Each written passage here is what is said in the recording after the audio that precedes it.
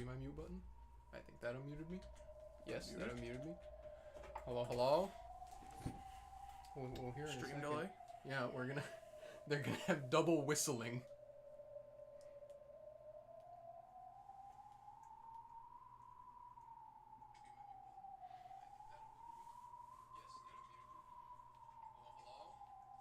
I like how now there's gonna be audio of us just waiting and listening. Yeah. Because we're just sitting It's there every waiting. stream. Every stream. All right. Well, we are live. Indeed. With a brand new variety edition. Yeah, today, Pertuset and I can do this number and go like, well, that might be in your vision. I don't know. I don't know. I mean, Pertuset's, we are together. Yeah. We are together recording Physically. this today. Yeah. In real life. We're not doing it separated from each other like we normally do. Yeah. So, yeah. That'll be fun. Yeah. I already made the comment before we started, but we're gonna see each other voice act now. Yeah, we're gonna get to see each other's little mannerisms. We talked about Yeah, it we like do. way back in episode 2 that we have like ticks we do for certain characters, and now we're gonna watch it happen. Yep. And I'll get to hear Maria. Because normally Levi's Maria is so peaked I can't hear it through Discord. No. Alright. Well, as the title suggests, we have an Alliance of the Golden Witch to get back into. Yeah. So we'll go ahead. What happened last time? This Pretty is gonna be much just weird, but I'm meeting taking this Andre. over here. Oh, yeah. That reminds me of what we might have. But Actually, wait. last time we pretty much just met Anji Yes. and like her whole situation, her real life situation. Yes. She was getting ready to do the no bad that YouTube doesn't like. Yeah. But then Barncastel saved her. Bernkastel did save her. Sort You of. saved my life. I am literally a teenage girl. Yeah. So. And now, I don't know. We established Beatrice has who was chastising her to be like take the game seriously. Oh, Lambdadelta. Lambdadelta. And So then I'm- now. I'm doing something. One second. I'm trying to give myself some more keyboard chord here. Because I'm rearranging everything for our little setup we're doing. Give me that. And Battler has Anjay to be like, quit messing around. Yes, take this seriously. But Don't trust anyone, even me. True, she did say that. She's also like, she's not saying she's Anjay. True. She's like, you call me Gretel. She I did guess. imply it, but she also said, "Would you believe me if I said yes?" Mm. So then it plays into her shtick of being like, "Don't believe anyone. Why True. would I be your little sister at Real. 18 years old, dingus? Why?" It doesn't make any sense, Battler. Doesn't make any sense. Think, Battler, think! Yeah. Well, okay. Now let me just see if I can, Yep. Now how does that sound? The loudest is 70. You can hear it very faintly from my headphones. Yeah, we're obviously because we're in person, we're gonna have probably not as many gaffes about the silly, goofy sound effects because we won't be able to hear them as well. Which is a shame because I know what's coming up. Yeah, it's okay. I can put on one. Yeah, I can put on one. Actually, I might be able to put on two. One second. I suppose it doesn't really matter. I can just take off my headphones if you're speaking to me, which means I now definitely want to turn this way down. I was gonna because say. I just turned it all the way up. It's gonna get deafened. All right. What is deaf over there anyway? Huh? The stat says deaf. What is that? I'm not sure. Well, oh That's well. odd. You can change the red. I guess so. Don't do Advanced that. text box red. Make it purple. The purple truth. All right. Harold and the purple truth. Well, without further ado, let's get back into it. Someone said good day to you. I don't know who it was. And I also do not remember where we are because it's been a week. Yeah, let me see. I have the cheat sheet. It's me. Mm-hmm. Let's see if I can remember her voice. And also, she's in a different outfit. She's got on... I think that's supposed to be a school uniform. Yeah. I'll try this one. It was broken. Good day to you. Good day to you is the standard greeting used here. No matter how many years pass by, this style of greeting still feels very awkward. Oh, it's me. It's Anje. Okay. Even though I'd responded to the greeting in order to stifle that awkward feeling, the classmate who had spoken looked at me blankly. I'll do that, okay. What's that? It seems you're mistaken, Their choice of words and manner were certainly what you would expect from a school for rich girls. Oh, that's right. She went to a boarding school because of Ava. Yeah, I'm not sure if they'll say it, but it's called St. Lucia Academy. But the actual meaning was as innocent and cruel as you'd expect from kids of that age. It seems they found it funny that I'd mistakenly thought the greeting was directed at me. No, it might be the opposite. Maybe they didn't know how to react after being suddenly greeted by a gloomy, quiet kid like me. No. Judging by the gazes of my classmates who were looking this way over their shoulders and whispering to each other, it looked as though some of them considered this refreshing morning ruined. Yeah. I was dark. Just a look into my twisted psyche. True. Because I was disliked. So, trying not to get in the way of everyone's refreshing morning anymore, I stooped lower and entered the classroom. Almost like I was cutting through the aisle in a movie theater while the movie was running. Yeah, there it is. This is an all-dorm school, St. Lucia Academy. It's not a school that anyone can get into by taking a test. It's a hidden rich girls' school, known of only by a select group of celebrities from various fields. For lofty nobles who truly wish their daughters could be raised like saints, this is probably the ideal school in which to protect them from the impurities of the common world. But at the same time, it was probably also convenient for nobles who wanted to confine daughters they didn't want out in public. As well as an academy isolated from the impurities of the common world, it also held excellent potential as a prison school. I love that show. True. Any prison schoolers in chat? Any? Hola, Tommy. Hola. He's a I got you, Tommy. You're a prison schooler. Mm-hmm. You're a... I don't know where I'm going with that. I was going to say goon. Real. I was truly among the latter, and was confined in St. Lucia Academy, forced to live my life in dreariness. Of course, there weren't that many students like me, and you couldn't tell us apart at a glance. However, even if we never fessed up about it, you could usually figure out who we were by watching how we acted. After all, we were always hanging our heads, with an expression on our faces as though the whole world had abandoned us. Anyway, every class had one or two kids like that, so even if they didn't speak up about it, you could guess who they were. Therefore, even though I never confessed that I was one of those kids, at some point, everyone in my class knew about it. Just like how the seriousness of an injury becomes a sign of status in the hospital room, how noble a birth one had became a sign of status here. Ugh, my brain. You know, I wish American schools did walls. Oh, around the school? Yeah, around the school. Yeah. I don't know why, I just like that. It would be nice. Mm-hmm. Those girls who couldn't be acknowledged in public were probably nothing more than filth to the others. They must have thought that getting involved with such students would dirty them as well. When a rumor sprang up about a particular student, those fastidious girls would grow cold and distant, chasing that student out of all social groups. Thanks to that, I led a quiet school life like this, all by myself.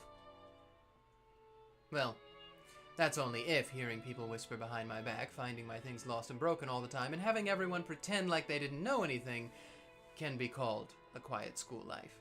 It can, they're whispering. They are whispering. It is generally a quiet atmosphere, Anja. Even this early in the morning, I must look worn out. I can almost understand why my other classmates who had a refreshing morning looked at my face and wanted to click their tongues. consciously trying to do as I should and avoid tainting my classmates' morning, I quietly took my seat. Then, unusually, someone came to talk to me. It was the class leader. Uh-oh. Oh, okay, yeah. Good day to you, Ushiromiya-san. You seem to be in a bad mood this morning. Were you able to get enough sleep? Is there some business you have with me? You're the only one who has not submitted her questionnaire for the class presentation, Ushiromiya-san. Did you forget that the deadline was yesterday? I'm pretty sure I heard something about that last week, Questionnaire? but I thought that the questionnaire hadn't been passed out yet.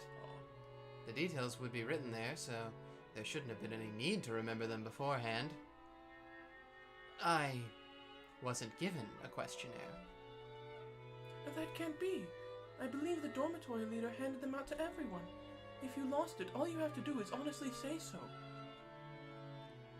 I lost it.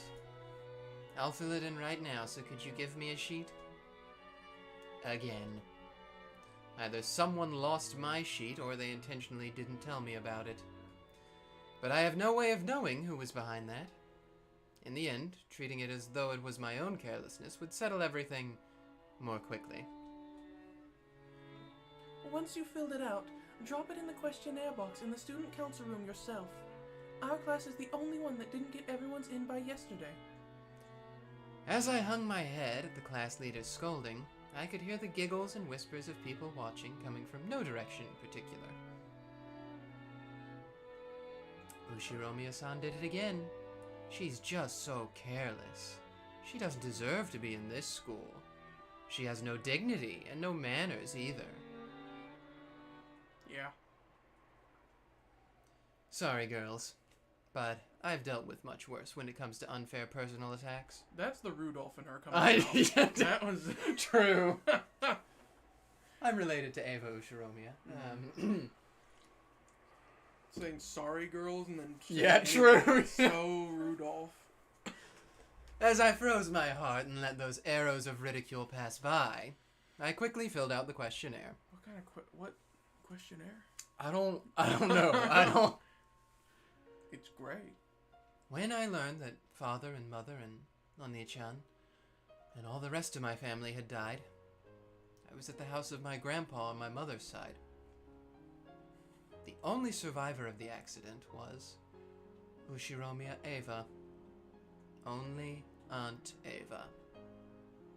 Even at the time, I hadn't really liked Aunt Ava. Dang. At a glance, she would act kindly. But even as young as I was, I could see that she was somehow making fun of father and the rest, and I hadn't liked it. So when it was decided that Aunt Ava would take care of me, I was pretty miserable. Maybe it wouldn't have mattered if that gentle Uncle Hideyoshi and George Oni-chan had been with me, but I hated the thought of living all alone with Aunt Ava. I'd frankly said that to Grandpa, hoping to live together in his house. However, Aunt Ava had been very insistent that she should be the one to look after me. She had no desire to remarry, so as her successor, I was essential if the Ushiromiya family was to continue. Aunt Ava felt very strongly about the family. She insisted that she take charge of me right away so that she could give me an education and a lifestyle fitting for a successor. After that, it seems that confusing negotiations with lawyers took place, but in the end I was forced to go live with Aunt Ava. After doing that, Aunt Ava told me something. You must bear all the glory and history of the Ushiromiya family. And in order to make you a fitting successor to bear that, the rest of your life will be dedicated to frantic studying. Sacrifice the rest of your life for the Ushiromiya family. That's what she said. At first, I thought she meant that literally. But I quickly realized that wasn't the case. Because even now, in Aunt Ava's eyes, the one most fitting to succeed her was the late George Oni-chan. Funny how that works out, huh? Tragic. At our first meal together, I received strict instructions and questioning about table manners, and was forced to listen to her abuse Mom and Dad as though they'd been neglectful in their discipline. I also received the same strict instructions regarding manners at my first party, and my clumsiness had been disparaged in front of everybody, forcing me to endure insults to Mom and Dad as well.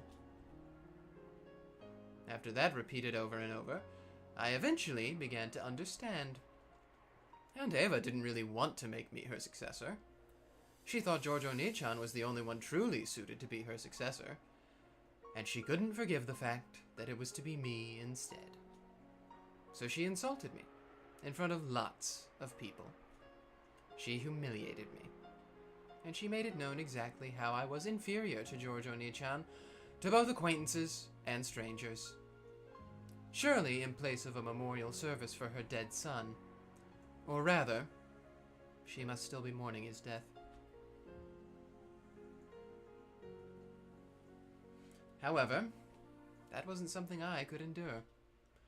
I couldn't possibly live together with Aunt Eva. I was kept like a pet, my life continually compared with her dead son's. I understood that even when I was still in elementary school. I tried to escape the Ushiromiya house and run off to the house of my grandpa on my mother's side. However, Aunt Eva had already foreseen that. No, thinking back on it, she might have lured me into escaping.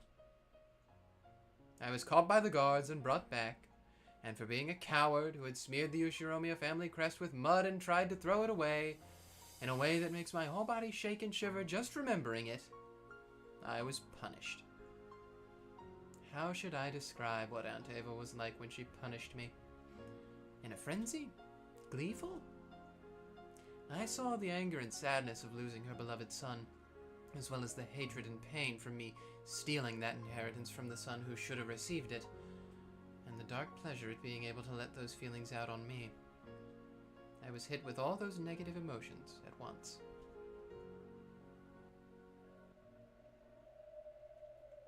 Then, all of my free time and freedom to act was stolen, and I was put under surveillance around the clock. I may have lived in a gorgeous mansion dressed in expensive clothes, but my heart and dignity had been trampled upon, and I was the Ushiromiya family's slave. It's cattle. Compared to that lifestyle, the derisive laughter of my classmates here was calm and pleasant. It caused my heart no trouble.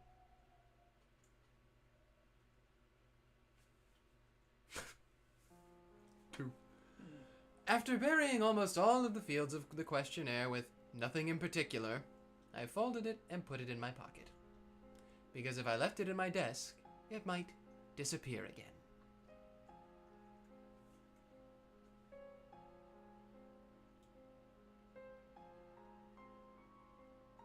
During lunch break, after dropping it off at the post box in the student council room, I finished lunch by myself, as usual, and headed behind the school building where no one could be seen. Only my time by myself could protect me from the derisive laughter and gossip. Since I was hated and didn't have a single friend, my time alone was the most kind to me.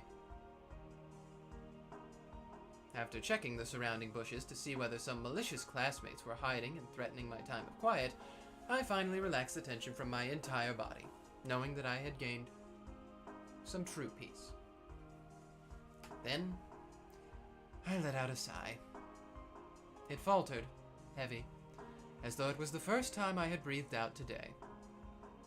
My old favorite place behind the vegetable garden storehouse had been found out by my classmates, and I'd been teased, so this was my new lunchtime hideaway. There was nowhere to sit behind the school building. As I crouched near the wall in the shadow of the bushes, I opened my bag and took out a book with an elaborate old-fashioned binding. This is new. Just glancing at it, you'd probably think it was a religious book or something written in the Middle Ages. But this wasn't a book. Okay, Anje, I hate to tell you, but, a diary is a subcategory of a book. Nuh-uh, it's a movie. Dang. It was a diary. Of course, it wasn't my diary. Oh, we snooping? There weren't any special things worth writing about in my daily life. Every single day was just gray, cold and dry. In those completely unchanging days, there aren't any changes worth writing down. This was the diary of Maria One-chan, a girl I'd been very close to. She'd been a bit strange, and 3 years older than me, but One-chan was always a warm, wonderful cousin.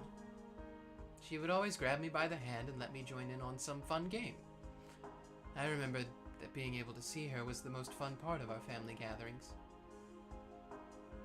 When I opened the diary, the characters, which were made fairly skillfully considering that this was an elementary schooler, were packed close together, though they were written on every other line.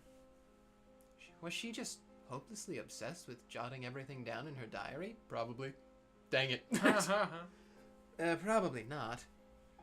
To her, writing her daily life down in a diary was probably like having a conversation with another part of herself.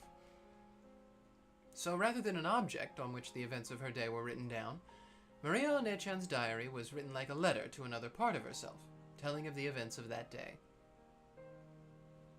I found this diary among her belongings after her death and secretly took it home.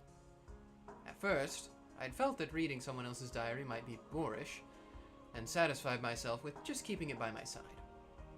But I couldn't help flipping through the pages and reading through it, bit by bit.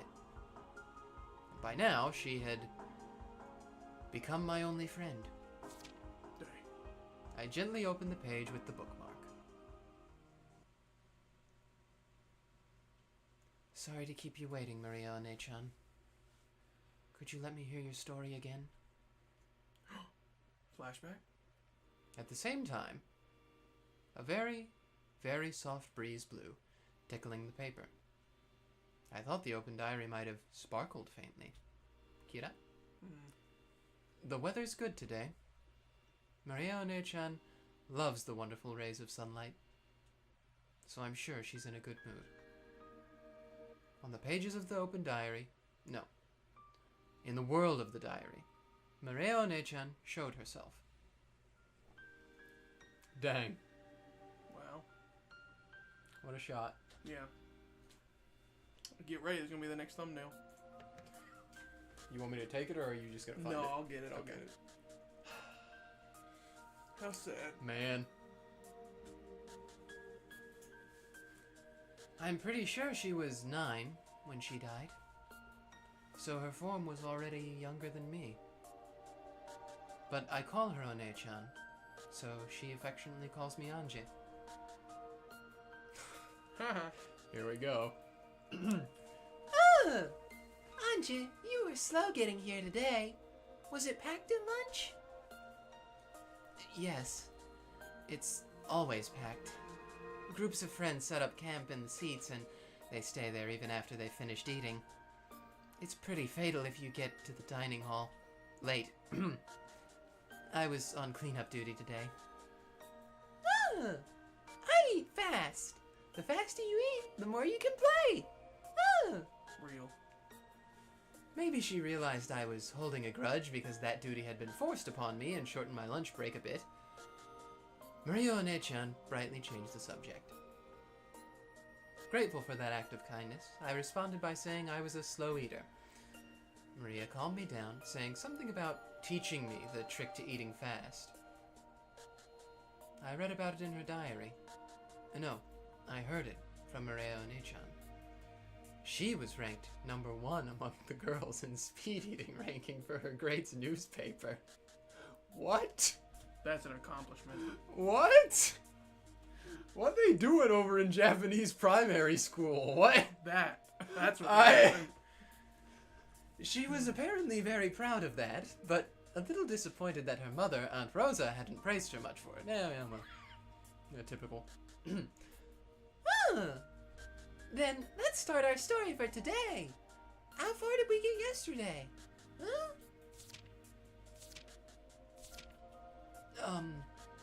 This far. Until you got Sakatoro as a present, Maria One-chan. You promised that you'd tell me about Sakataro. Yeah. I've encountered Sakataro. You know Sakataro? Through Lethal Company. Yeah. Oh. Now we get to meet him. It's been 4 episodes. Ooh, let's talk about Sakutaro. You know, Sakutaro's a really cute stuffed animal. I'm sure you'd like him too, Anja.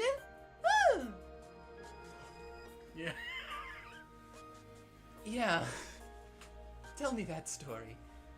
The only time I can relax at school is when I'm listening to your stories during lunch break. Dang, I didn't even have to be here. You could have No, just done this episode. Ooh. God help me. It's been so long since I've had to do a lot of Maria. Yeah. I'll tell you about it. Sakutaro was really, Wow. When I looked at Maria and Aunt-chan, who was always in a good mood, it made my heart feel warm as well. As I listened to her tale, I began to get absorbed into her world. Are we gonna have a flashback within a flashback? Can you even call this a flashback? Isn't it like a flash forward? Is it? Because we're in 1998. True. But it's like a... It's me. It's you. Despite everything, True. it's still you. Happy birthday, Maria. Sorry I got back so late. Duh. Good job with your work, Mama. I know you're busy. Even though you were late, I waited without crying. Dang. I was good and waited, watching TV. Yes, you're such a good girl, Maria. As a present for waiting politely, you can order anything you want today. Of course, only as much as you can eat, okay? Don't tell her that. Today, can I change my corn soup to onion gratin soup? Yes, that's fine. No. It's 200 yen more expensive, but I can change it to Prosciutto. Okay. prosciutto pizza? She wouldn't pronounce it correctly. No. Prosciutto? Yes, that's fine, if you can really eat it. But that's okay. It's your birthday, after all. There must be a reward for the good girl who waited so patiently. Then, can I have enchilada cheese? Enchilada cheesecake? I want that. Enchilada cheesecake for dessert?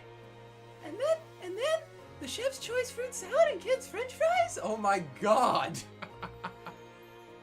I want to drink melon soda too! She's real for that I'm a good girl! I'm a good girl! Don't clip that. one. Mama praised me! You know, there's a lot of things that if we had a bigger audience Oh, yeah. would be really bad if they got clipped. I saw a really From funny the clip Umineko recently streams. of a guy being like, it was this girl being like, okay, I want you to bark for me. And the guy's like, I'm not going to do that. I've never barked for anyone. And then it cut to like 10 seconds later, and it's him talking to his friends. He's like, okay, listen, I bended my morals. I changed my values. I barked. That's... Oh. Okay. You're getting a little too excited. If you don't quiet down a bit, you'll disturb the other customers. When Rosa gently admonished her, Maria stuck her tongue out and eased up a little. Yeah. But it seemed that she was having a hard time repressing her excitement of being able to eat without her mother after such a long time. Eat out with her mother. Oh, eat out with her mother. Today was Maria's birthday. Is this her 9th or 10th? Well, it would be her 9th birthday because she's It would dead. have to be, yeah. Or earlier. It could even Or be earlier. 3. Yeah. True. Hey, for a 3-year-old, she'd be pretty good along if she could talk that well. Yeah. Rosa always tried to let Maria spend her birthdays at great restaurants. When Maria had been in kindergarten, they sometimes invited other kids from the neighborhood over and had a party at home. Rosa would make a wonderful cake and snacks and decorate the house herself, making it a huge celebration. Hey, let's If she have just- a party. If she just didn't have such an inferiority complex, Rosa would be a really fantastic mother. Yeah, if she just wasn't crazy. Yeah. Yeah, just that small thing. Just Yeah. that. But when they moved and Maria no longer had friends in the neighborhood, Rosa started splurging at expensive restaurants instead. Aww. That's something. However, today, they were in a normal family restaurant. It was also a little late in the day for a kid like Maria to eat there, even with a parent. I hear to this day people in Japan refer to things as family restaurants, and I don't fully understand what they mean by that. I think it's supposed to be stuff like Frisch's style. Yeah, I don't think it's quite fast food. Yeah. I mean, from the vibe I'm getting from this image, it reminds me of like a Frisch's. Yeah. Or like a Bob Evans. It's or like something like it's that. not like an Olive Garden. It's not like you go to dinner and eat there. It's not like a Roadhouse. Mhm. But it's not like a McDonald's or a Wendy's. It's somewhere in between. Yeah, no. Actually, she had gotten reservations at a fantastic place that surely would have pleased Maria. Of course, she had also prepared a wonderful cake with Maria's name written on it. I think Maria's just happy to be with you, Rosa, despite how bad you can be sometimes. But Rosa just hadn't been able to finish up her business, and had been forced to cancel. Since that plan had been... He's doing it even without talking. He's doing his little pose that he does. Since that plan had been traded for a local family restaurant, Rosa had felt a little indebted to Maria. So, she was prepared to spoil Maria a bit and let her have whatever she wanted tonight. What? Oh. Oh. Okay. Oh. Okay. Interesting. You never used to eat much, did you, Marione-chan? Was it really alright to order that much? Oh, I can't eat very much, but I like to have a lot lined up. Yeah. You know, like on a birthday table? If it's colored all over with red and blue and green and yellow, it makes you really happy. You're right. Having your birthday table be colorful can make you feel happy. Birthdays at my place were no match for yours, Marione-chan, but the cakes we bought at the Fumiya store in front of the station were always gorgeous. Anja thought back on her own birthdays nostalgically. Well, Even though Dad was busy, he sometimes came home just to show up at my birthday party, and then went right back to his company. Aww. At the same time, I was sad, but now I understand how important I was to Dad. Of course, Mom also took very good care of me. It's weird having one of them actually call her Mom. I know. In particular, her birthday presents were always in excellent taste. Now, this implies that Rudolph just has like a super recessive red hair gene. Because Yeah. I had assumed that Battler's red hair was from his mother, but Anja also has red hair.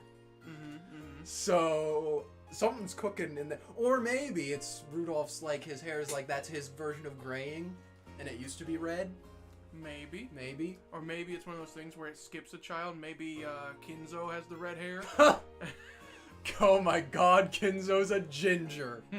It makes so much sense It why lines he's up. into the occult so much. Yeah. He doesn't have a soul. Yep.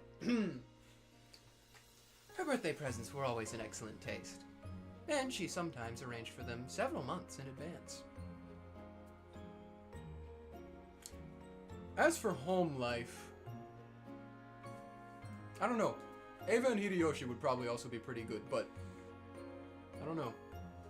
Rudolph seems like for all his flaws, we've been over this. I've said it several times. Rudolph and Rosa seem like the two that have their heads the most screwed on for being parents, even if they're still a little loose. If Rudolph wasn't a womanizer, he's a great dad, and because Kyrie makes him not a womanizer, it works. Yeah. Even though we always sent an invitation to Battler One-chan, oh, that's right, I always forget that he lives separate from Yeah, him. because he didn't like his dad. He didn't get along with Dad or something, so he kept not coming. So when he did come, I was really happy. The birthday parties when the whole four-person family gathered made for fun memories that I'll never forget. They're the only family that has 2 kids. Yeah? I just thought about that. Huh. Anji's birthday sounds like a lot of fun, too. Battler and Uncle Rudolph are really lively. That's a good way to put it, Maria. Yay, yay! Battler... Oh, His sprite changed. I got a little tripped up because his sprite changed. I was like, why is he reacting to Maria? I was like, what? There's too many layers in this game. Battler got covered in cola, ha ha ha! Maria One-chan peeked into my happy memory. As I sat quietly, wearing the origami helmet that Dad made me for fun, I was a little embarrassed. In my hand was a paper gun that Battler One-chan had folded for me. I guess the Ushiromiya men are just proficient in origami. And Mom was taking a commemorative photo. It was the happiest moment of my life.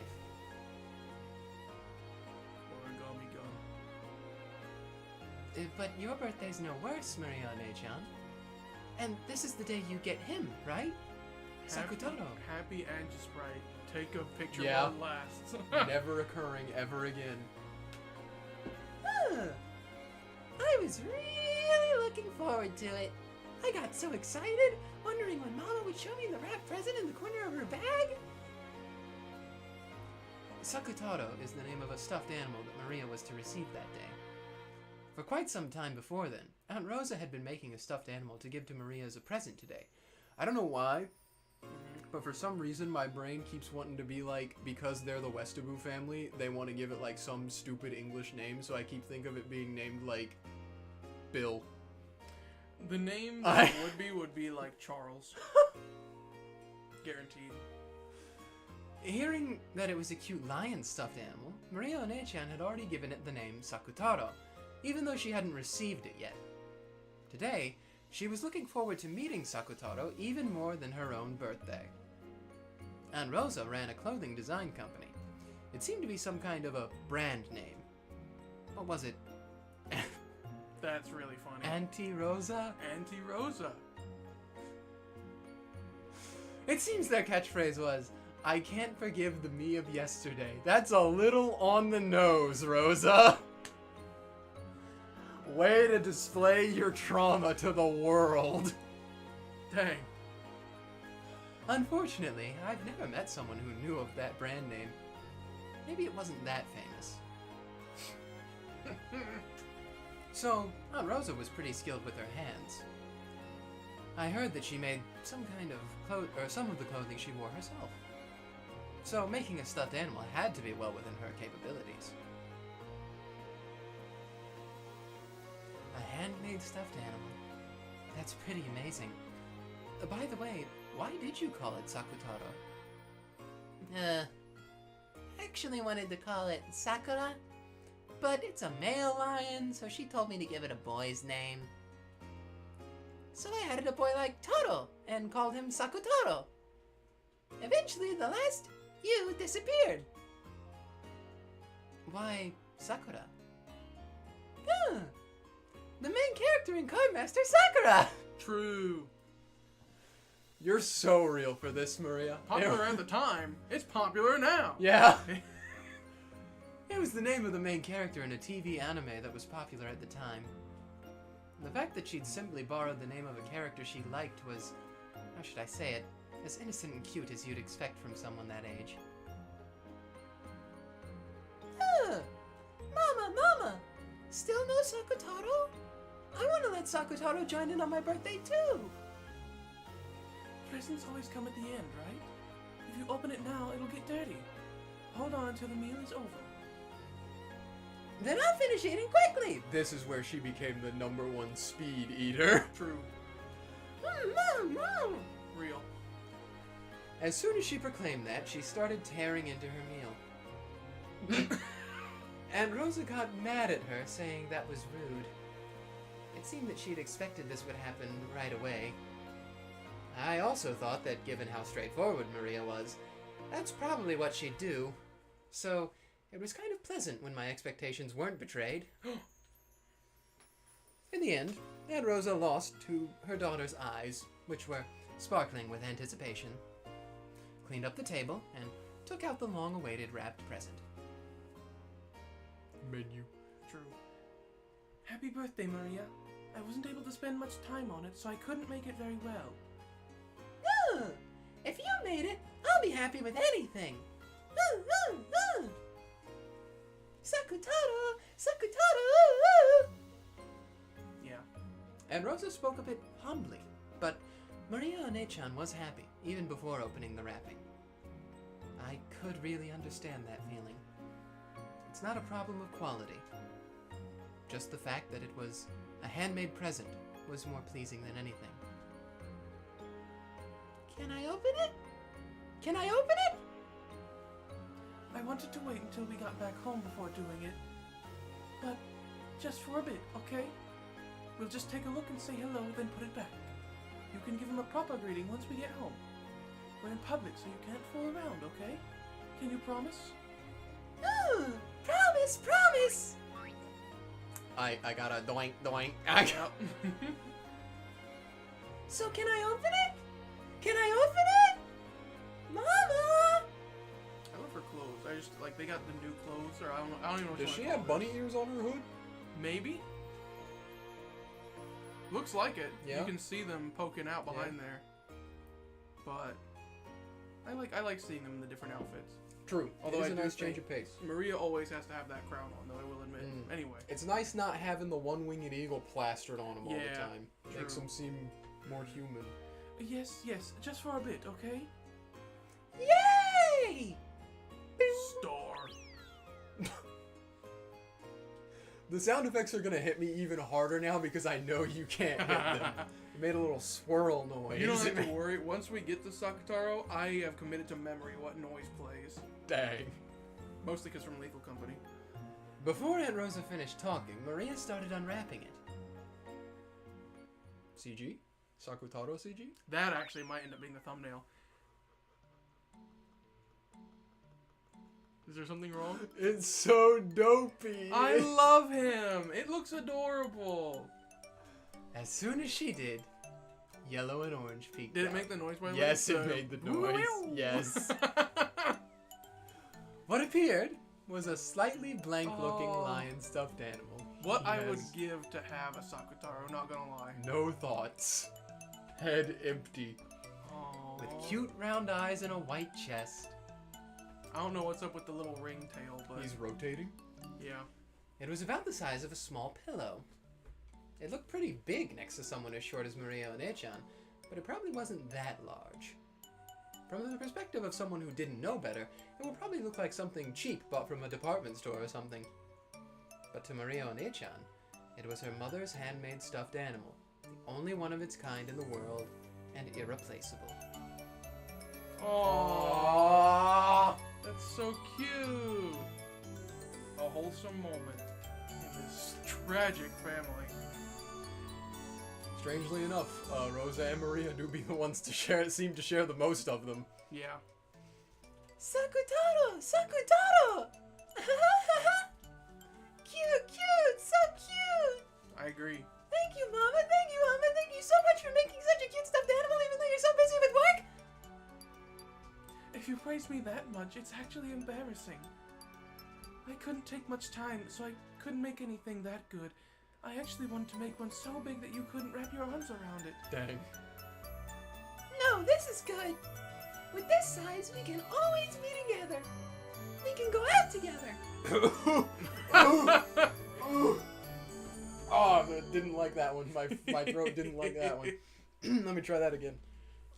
We can go out together. Sakutaro, I'm your Onan-chan. Uriel? Star.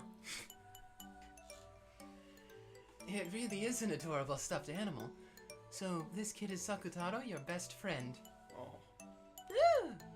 We can't go to school together, but me and my best friend are always together at home.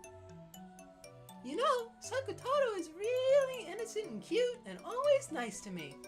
He supports me when I'm feeling down and plays a lot with me when I'm feeling good. So I'm never lonely anymore. Not lonely when Mom is busy with work and I'm all alone, not even when no one plays with me at school.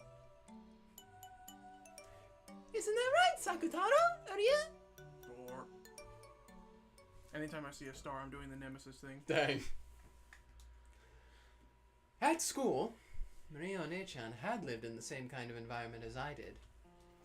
Compared to the other kids in her class, Maria One-chan's tempo was always a little slow. Her sensibilities and ways of viewing things were a little peculiar, and a little too idiosyncratic for her to blend in. Her grades were low as well, and since she was talkative about everything related to the occult, her specialty, she was treated like a weirdo by everyone else in class. Talking like Maria builds phlegm in my throat. Because my body thinks something's wrong. Yeah. If you were touched by Maria One-chan, you'd be cursed. Stuff like that. Well, that's just She has basic the cheese cooties. touch. Oh. Apparently, everyone in her class acted like she was disgusting, made fun of her, and avoided her. Why? If a boy bumped into Maria One-chan, he'd start... He'd start rubbing that part against the other boys as if he'd gotten some scum on him. That's just cooties, bro. They'd pick up her stuff like it was something filthy and chase the other boys around with it. It seems the girls thought even speaking to her was unpleasant. So they ignored her all the time, only giggling and sneering at her whenever she made a mistake. And yet she's still always so happy. It looks like bullying is the same in all eras. Humans really don't advance at all, do they? If only they'd just get wiped out. I'm sad when I'm bullied, but I think it can't be helped. It can't be helped? Why not? I'm weird! No, I'm kidding. After all, there's a rule that says every class has to have a single bullied kid. Dang. Yeah. That's a horrible rule. I'd like to find the person who made it and hit them over the head with a brick. Using the corner, of course. Dang, Anja! You're a very violent woman. You're very... If I wasn't there, then there'd surely be a new bullied kid chosen in my place. By staying strong, I can protect that kid. You're too pure, Maria. True. You're too pure. As she said that, she smiled faintly. Maria Onechan's way of thinking really is unusual. According to her, from the beginning, a witch had resided in that place, called a school. No, she says that any place where a lot of people gather will have a witch residing there. The witch tries to steal the students' souls through death by disease or accidents. Apparently, she sometimes also corrupts those souls, leading them down that path of evil. She says that an angel came, not content to let that continue. And the angel tried to finish off that witch. The witch was powerful, and the fight took 7 days and 7 nights, but even then it wasn't over. The tired out witch asked for a truce and proposed this. I heard about that one before. Until now, I've made half the students in the class become sick or injured, but in exchange, I've protected the remaining half of the students from sickness and injury. Therefore, if one member of the class becomes a sacrifice to me and is made into the bullied kid, I shall protect all of the other students from sickness and injury. Right? No! The angel thought about it. Compared to half the class meeting with misfortune, having only one person be unfortunate would be much better. Then, the witch said that she'd protect the safety of all the other students using her powerful magic. If there are 40 students in a class, and the 20 victims are reduced to 1, then 19 people are saved. Curious. Curious using that number of all times. Interesting. It's actually a reasonable proposal. I wonder if there's some theme behind this fairy tale. Nah, nothing. If it's a creation by Maria Onechan, a 9-year-old girl, that'd be pretty impressive. Yeah, it's basically the plot of Madoka Magica. True, actually, yeah. She's like, what, 15, 20 years ahead of her time? Yeah. Her kids are gonna love it. I believe Maria is smart in other ways, besides what would typically be considered She would smart. be like one of the greatest mangakas or authors of the whole time if she She grew is up. very creative. Yeah. I think that about a lot of the Ueshiromiya kids, though. I feel like they all have a thing that they're really good at that's not typical smarts, except for George, who is typical smarts, but he's not, like, he doesn't have a thing, right? The angel decided to accept that proposal. So through that single sacrifice, 19 people were saved. That's why my role's important. The witch is protecting 19 people. Because we become sacrifices. Well, I don't ever remember being thanked by those people. 19 people. Maria Onechan's idea was too compassionate. Both of us are suffering from a very similar type of misfortune. And yet, maybe a small difference in our way of thinking changes how peaceful our hearts are. So, you aren't sad, Maria Onechan? No, I'm not sad at all. After all, I'll be together with Sakutaro from now on. True. Right, Sakutaro? It's me! I took a look because I knew this was coming, and you had the last one with Anje, so this is me now. Are you ready? I didn't expect him to talk. Oh, he talks. He does more than talk, brother. Just you wait. Oh, boy. Alright, you ready? I'm ready. Okay, he's a young boy lion. Uryu, if I can be with Maria, I'll be happy too. Look, Sakutaro says he's happy too. Oh. Star. Maria One-chan hugged the Sakutaro stuffed animal, playing both sides of the conversation herself. So technically, you're also Maria. No, no, I'm Sakutaro. I don't understand it. But that's exactly why I want to reach Maria One-chan's level. I need to become schizophrenic. Yeah. Delulu is what they're calling it these days. So I was intensely drawn to her tale and her words. Me too. Anje, is it tough because you're all alone? It is tough. But just the time I can be like this with you is different. Because I'm not all alone. Then, if Sakutaro also becomes your friend, it'll be even more fun. Oh! Then, starting today, Sakutaro is Anje's new friend. Right, Sakutaro? Star. Wow. Uryu, I am Anje's friend. Uryu, Anje. Skillfully moving the stuffed animal like it was a puppet, Maria One-chan expressed Sakutaro's emotions. She was controlling him, but the charming way he waved his short hand and cocked his head to the side made it feel like he really was a new friend called Sakutaro. I want one. I- So bad. Of course, looking at it with cold eyes, it would only appear that Maria One-chan was comforting me when I was grumpy. But a soul had definitely been sent into that stuffed animal. The soul of Maria One-chan's love. So I acknowledged the existence of a being called Sakutaro inside that stuffed animal. And without love. Come on, say hi to Sakutaro too, Anje. Come on, you say hi too, Sakutaro. Star. Uryu, is Anje a scary person? Yes. She wants to beat people with bricks. With the corner. With the corner, of course. As Sakutaro timidly looked at me, he unexpectedly met my gaze and hid behind Maria One-chan's back in surprise. Oh my god.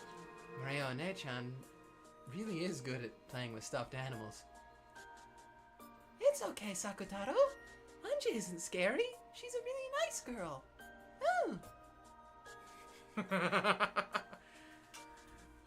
Do you know Luann from King of the Hill?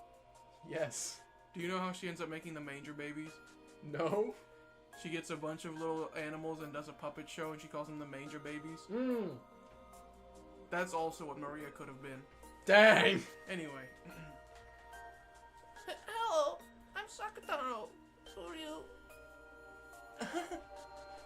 Pleased to meet you, Sakutaro. I'm Anje.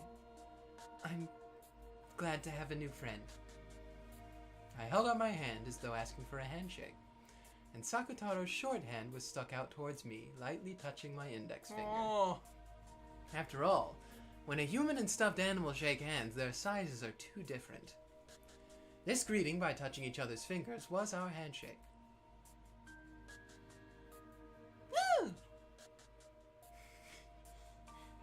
I'm doing it, but quiet. I know. I can hear the wind escaping. I can. Now Anje and Sakutaro are already friends. 2 people are more fun than 1, and 3 people are more fun than 2. Things you can also hear from, what's his name from Game of Thrones? The Gremlin Man? Peter Dinklage? Peter Dinklage? Yeah, what's his character's name? I can't remember. Oh god, wait, it's been so long. I know. Tyrion. Yeah, is that right? I think so. Tyrion Lannister. Yeah. Things you can hear from Ushio Maria and Tyrion Lannister. 2 people are more fun than 1, and 3 people are more fun than 2. I was about to say, again, don't clip that. Don't. Oreo! Maria One-chan had given the name Sakutaro to the stuffed animal she was to receive on her birthday, and had warmed and expanded his existence in her heart for a long, long time. She was prepping. She was method acting. Yeah. Therefore, even before she met him, his existence was sublimated into a personality. Sublimated. Even at the first moment they met, they were already friends. Of course, that wasn't anything extraordinary in Maria One-chan's eyes. Although I don't think she'd personified and loved anything quite as much as Sakutaro. She loved the things she owned very much, treating them just like friends or beloved pets. Maybe Aunt Rosa hadn't let her keep a pet at some point in time, so she felt like treasuring objects instead. And maybe she was so isolated that she'd been forced to find a friend nearby. Because of all that, what happened that day wasn't anything extraordinary from her perspective. Even so, Sakutaro, no, maybe I should call it Sakutaro, like Maria One-chan. There's no doubt that Sakutaro was a stuffed animal. No, a friend, whom she loved more than anything, or anyone. The phone is ringing. Hello. It's Mama. You're in a good mood. Is a friend over? Oh, playing with Sakutaro! Sakutaro, knock it off! It was already about 9 o'clock at night. Rosa had asked because this wasn't a good time to have a friend over, and she'd been just a little surprised. But when she thought about it, Maria didn't have any friends who would come over to play. Did she? Even so, to think that she'd have so much fun playing with that stuffed animal. Rosa was very pleased that Maria had liked her birthday present so much. Sorry. Mama just can't get her work finished tonight. The next season's lineup is having a tough time. It looks like we're finally starting to get orders bit by bit, and I want to somehow give it a bit more impact so we can answer to their expectations. So, you're spending the night? Sure, okay. Do your best, Mama! Really? Thank you, Maria. Thanks for being understanding about Mama's work. Rosa was surprised that Maria had accepted so easily that she wouldn't be able to come home from work. To Rosa, having to tell Maria that she'd be coming home late or staying overnight was a huge burden.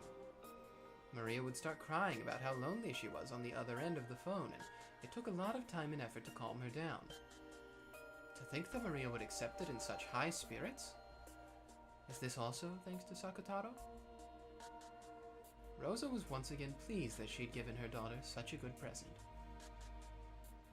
I'll make sure I come back this time tomorrow. Let's eat dinner together then. At 9 o'clock? You haven't eaten dinner yet, have you, Maria? Buy a bento at the convenience store and eat it. No sweets and no soda. You would think that they would have like a servant.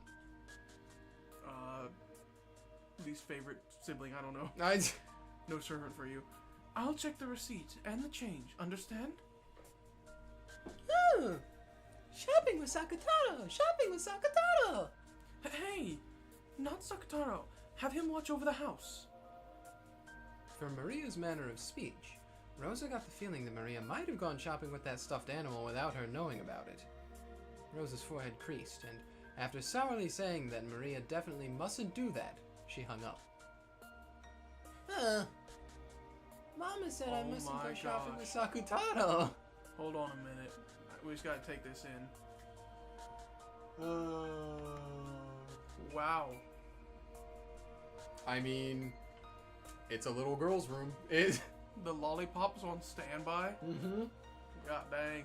How many of the... Jawbreakers in a jar. Yeah, I'm looking at all the puppy dog, like...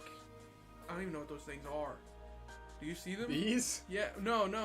There's one over there in the corner, And and then there's 2 up there on the thing. I mean, they're similar to your What do you call those? Megumin, Yeah, they're plush like the that you have, beans, kind but of. just dogs. Yeah.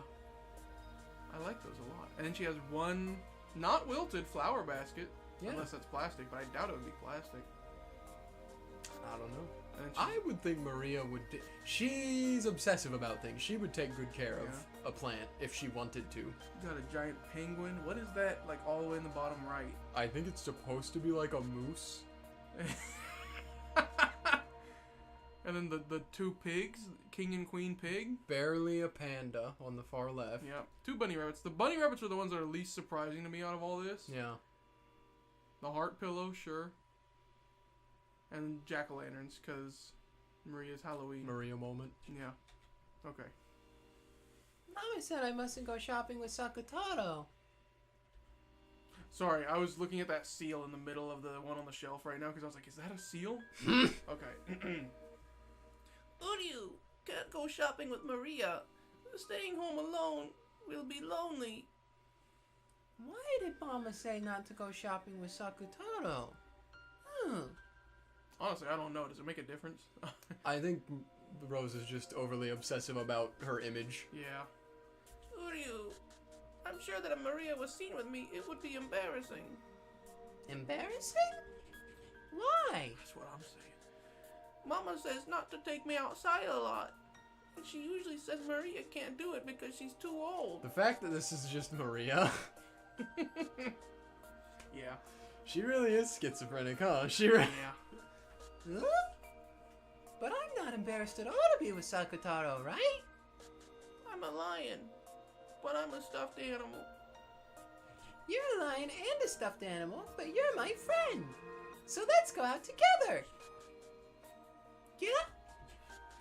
Just when Mama isn't around, as a secret. Huh? You aren't saying that you're embarrassed, are you? I'm not embarrassed, but Uryu, the people outside are a little scary. Is that it? Then I'll make it so you can go outside without being scared. Leave it to me. I've got something that's really useful. Gives him pepper spray. Gives him gun. Yeah. Maria started fishing around her messy room. I didn't even notice the dang cat in the basket over there. Oh, neither did I. I think she was kind of standing in front of it earlier. Rosa often told her to clean it up, but Maria apparently didn't like doing it. Well, kid moment. Yeah. However, Maria herself knew more or less where everything was. So much so that if it were to be cleaned up, she would have trouble finding where anything was. Here it is. It's making the little, like, I don't even know what to call it. The like glint noise, like eye glint noise. Yes. Hey, look, Sakutaro. A knapsack. Maria proudly held it up high. Sakutaro looked at the knapsack, which was gaping open, squirming, as though saying, "Are you serious?" Uryu, Maria, you aren't saying. Oh, this way we can go shopping together and Sakutaro won't be scared. Just get in the bag. True. Maria held Sakutaro up and started stuffing him into the knapsack. At first, she tried to stick him in head first. But then he'd be upside down and suffocate. So she pulled him out and tried pushing him in again feet first. Uryu, tight, cramped, dark, Uryu. Look, it's all right. If you stick your head out, it isn't cramped, it isn't dark, and it isn't scary. It's a good view. No. Uryu, you're right. Is it okay for me to go shopping with Maria like this? Yeah, it'll be fine. What should we get for dinner tonight? Come on, let's go out, Sakutaro. Oh.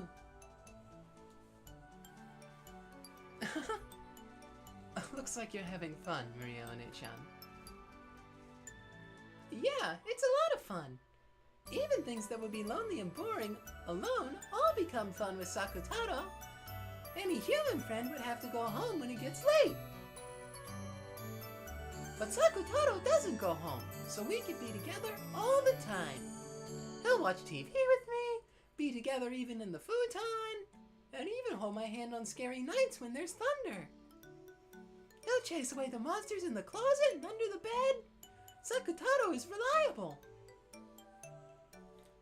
Apparently the name of this song, or one of the songs, was Sakutaro's Adventure, which is really funny to me. Since I'm a lion, I'll show my courage and chase away any monsters that scare Maria. Who are you? Go! Nice. Thanks. Yeah, let's go, yeah. They were so close that it made me a little envious. I'm supposedly older now than Maria Onechan Supposedly. was then. Yeah, no, I don't think it's supposedly, Anje. Maybe she's saying like mentally she's not there, man. True. But Maria Onechan really is my Onechan, and I still haven't reached her level. If only I had a friend close by like Sakutaro. Sakutaro and I are your close friends, right? We're always by your side. It's just that your magic is weak, so you can't perceive us unless you open my diary like this. Perceive?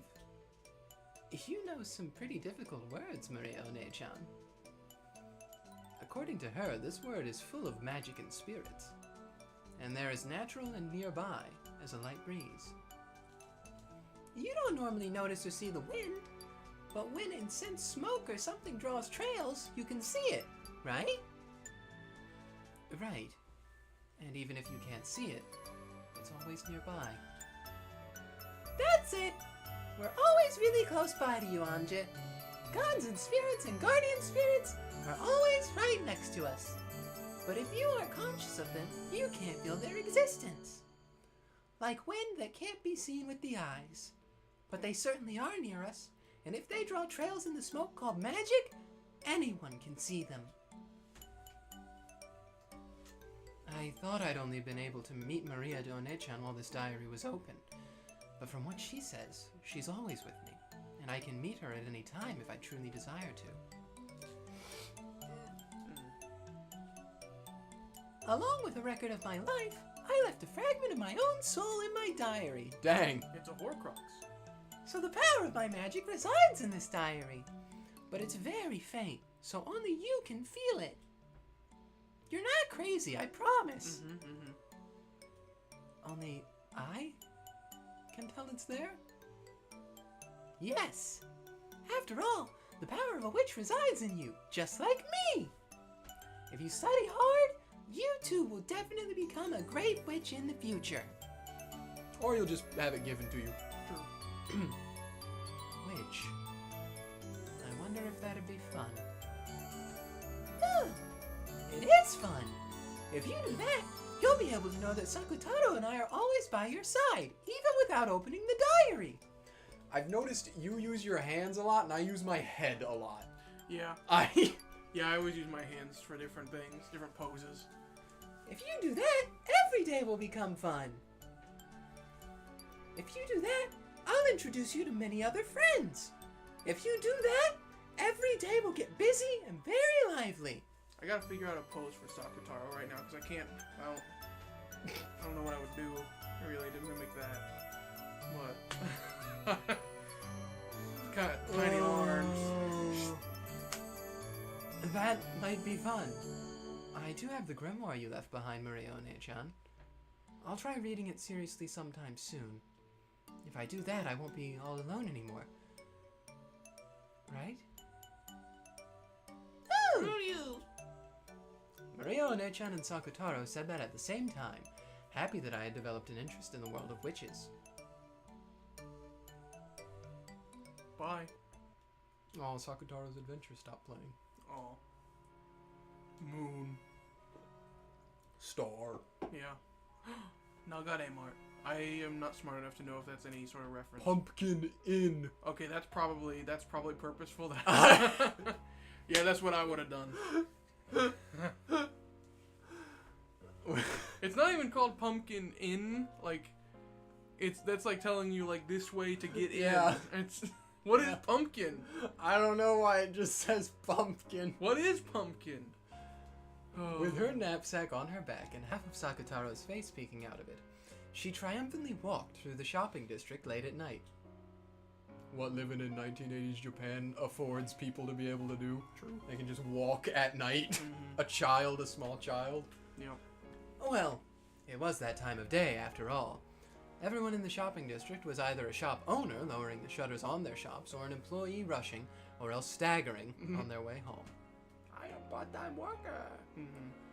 Amidst all that, Maria, who was in a good mood like someone on a hike, probably looked quite merry. Every once in a while, passing employees would glance at her back with the eyes of someone seeing something out of place. Office ladies giggled at the cute stuffed animal poking its head out of the knapsack. The supermarket had been closed for a while by this time. However, convenience stores, which had been growing in popularity lately, stayed open until midnight. It was very convenient for Maria. That's the name of the store. Maria. Oh, wait. Whose mother's return was often late. Maria lowered the knapsack from her back and, carrying it like a child in her arms, she headed over to the sweet buns corner. Uh-oh. No sugar, Maria.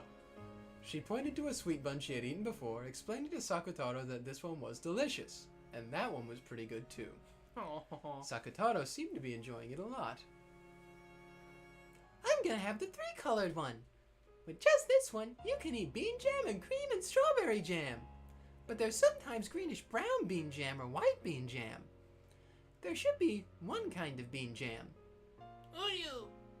Looks like having different things inside makes them interesting. Ooh, you. Next, I'll have a fruit yogurt. Okay, that's probably good for you. Yeah. There's fruit in it, but it isn't a sweet, right? Yeah, I'm sure Mama will be fine with it. Do you want one too, Sakutaro? Ooh, you. Is that really okay? What about the money? I'm rich! True. No problem. Look, it's Shotoku Taishi. So I can buy you whatever you want too, Sakutaro. I don't know what that is. Neither do I. I'm gonna guess that's a bank card, like the equivalent of like Oh, a maybe. platinum Yeah, thing. yeah. Let's eat together. Oh, look it up. Would you like some yogurt too, Sakutaro?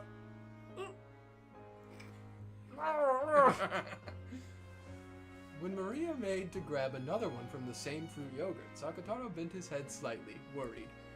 Oh, Shotoku Taishi was a famous prince, politician in Japan, so that must be. Oh, she a must bill. have like the equivalent of an $100 bill. Yeah. Ooh, you. But I can't eat a big one, so a small one will be fine. That's a That is, I think that's a Unique new sprite. sprite. She's calm. She. yeah, and sweet. Look, you got the leaves up. Then how about a small yogurt? It's 30 yen. Wow. That's cheap. That's like 3 cents. That. Although I Holy don't moly. know, I don't know what the conversion rate in 1980, whatever this True. is to American dollars. But American dollars were worth more in the 80s than they are now, Yeah. so it's probably either roughly the same or even less. Holy moly. Ooh, you. I'm gonna start saying that like in our D&D stuff as like shock. I'll be like, Ooh, you. That's good enough for me. Yogurt with Maria. I think you should start saying it in character as in Kyle. character. Oh yeah. I'll start saying it in real life, like during our podcast episode. Dang. Look what they did to the new, I don't know, the new Fisher background. Oh, you no. Yogurt with Sakutaro. Oh. If I wasn't so strong, the ooh would have stuck with me. Yeah. If it wouldn't actually just break my throat Mhm. to do it every single day of my life. You gotta say it in character. Maria put the 3-colored bread and the 2 yogurts into a shopping basket and brought them to the register. That's gonna be your dinner. Well, I mean, I guess it'll work. The yogurt would probably be okay, but the bun's a little suspect. I mean, it's just, I feel like, well, she is at like 9 as well. I was gonna say, True. it's so little, that's, but okay. The man running the register had been in charge of the tobacco shop that had been there until last year. What? I seem to be seeing you a lot this time of day, little lady.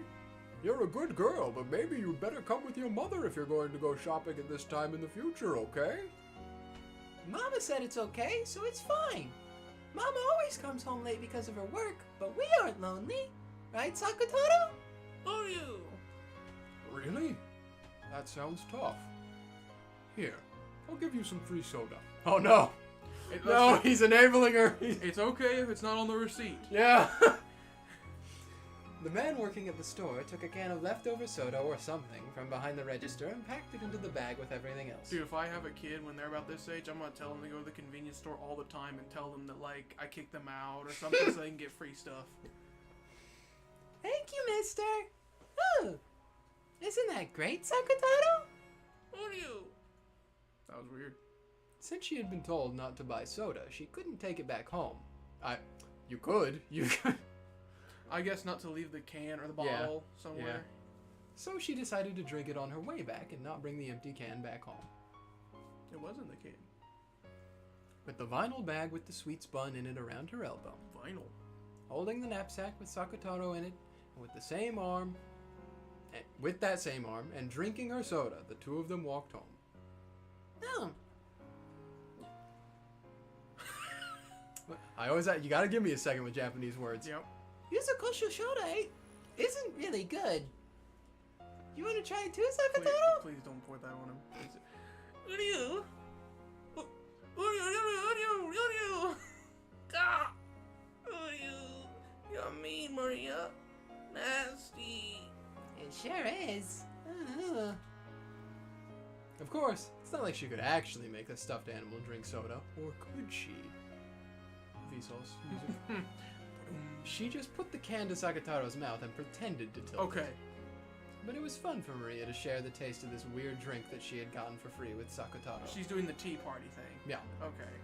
There was a huge moon in the sky. Super moon. I was gonna say.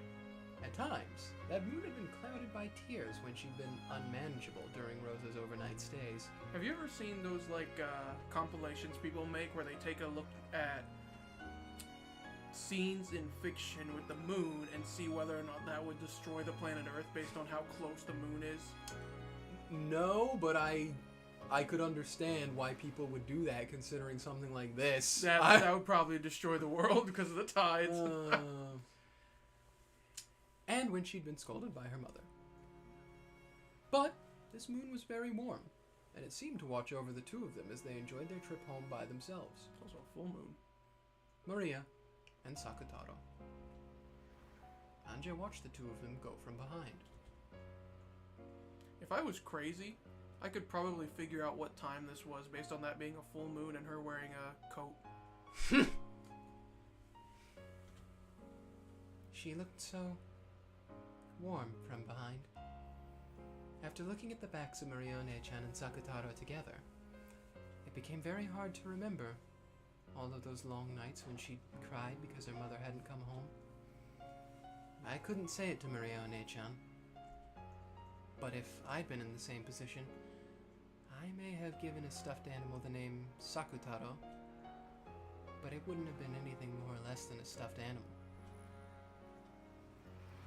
Anyone can make a relationship that only distracts you from your loneliness. But Maria One-chan was different. Sakutaro isn't a stuffed animal or a toy. He was a real friend, and far from just distracting Maria from her loneliness. He changed the nights without her mother into a fun time where they could play all by themselves. There he is again. Was it because Sakutaro was a special stuffed animal? Because her mother had made it herself? Because it was very, very cute? Probably not. If there's a secret here, it doesn't lie within Sakutaro. I think it probably lies within Maria One-chan.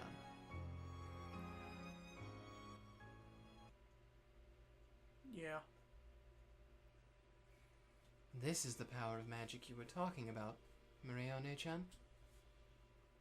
Oh, knowing magic means that you notice a lot of friends right beside you that you didn't notice before. Is she implying Sakutaro is possessed? Mm-hmm. It's as fun as having a bunch of new toy shops pop up all over the neighborhood. Even if I, locked up in an academy without a single friend, had power like Maria One-chan, I wonder if I could make my days just a bit richer. I wonder if I'll be able to honestly shed tears on nights I feel like crying, to smile on gray nights. Yes, you can. You can do it. After all, you also have what it takes to become a witch. What it takes to become a witch. I have what it takes to become a witch too. So I've still got a lot more studying and training to do. I'll definitely become a... True. Oh!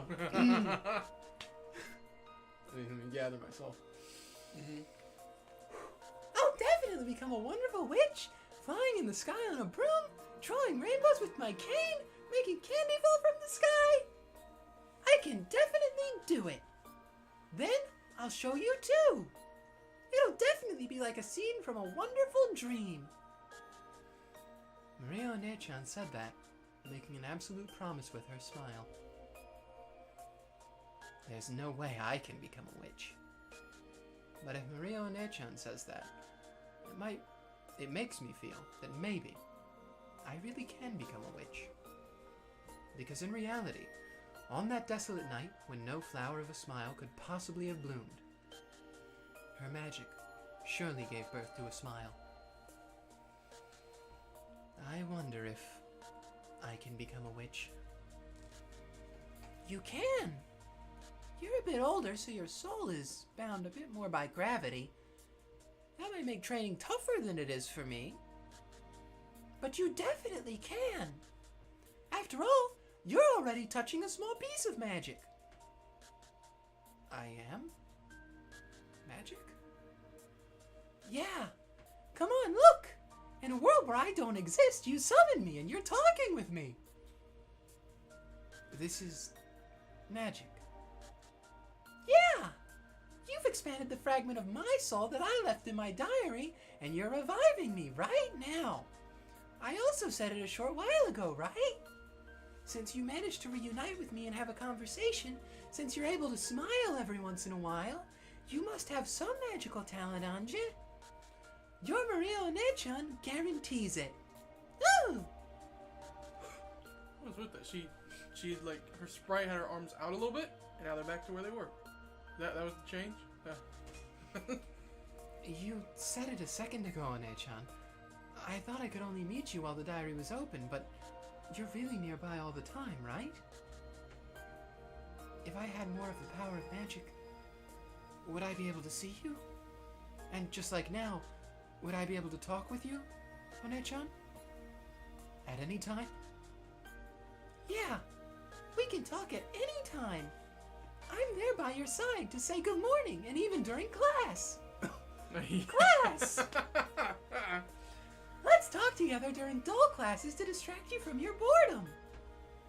I'll also be there to talk to you during meals, so let's always be together like this during lunch break.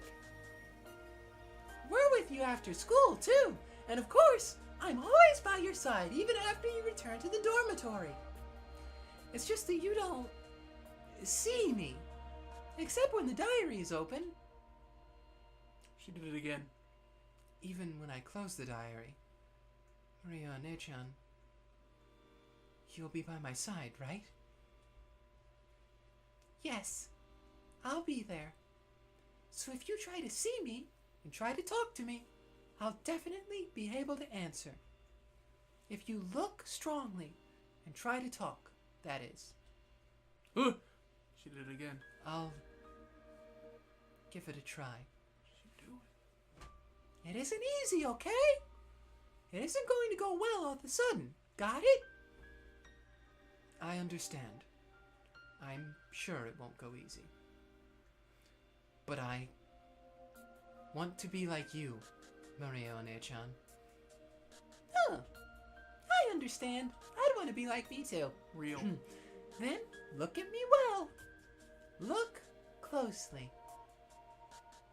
Okay. Slow.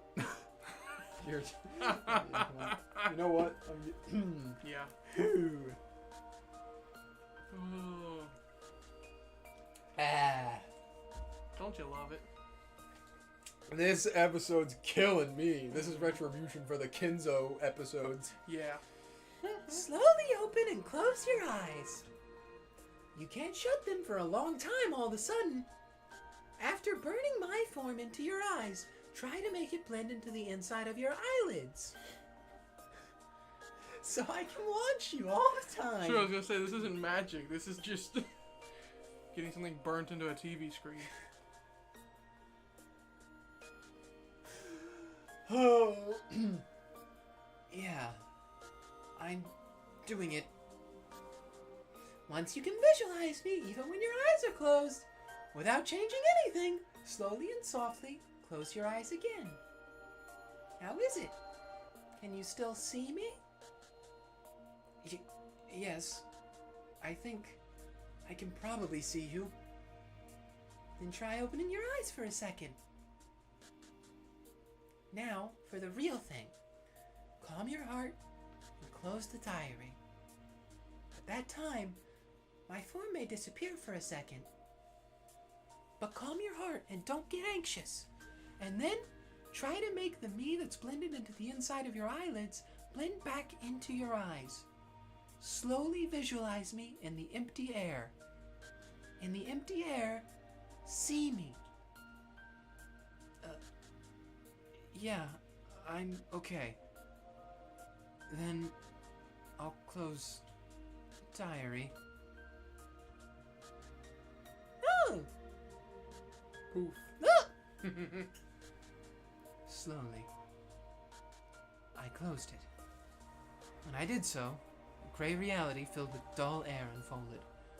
Of course, Maria One-chan's form disappeared.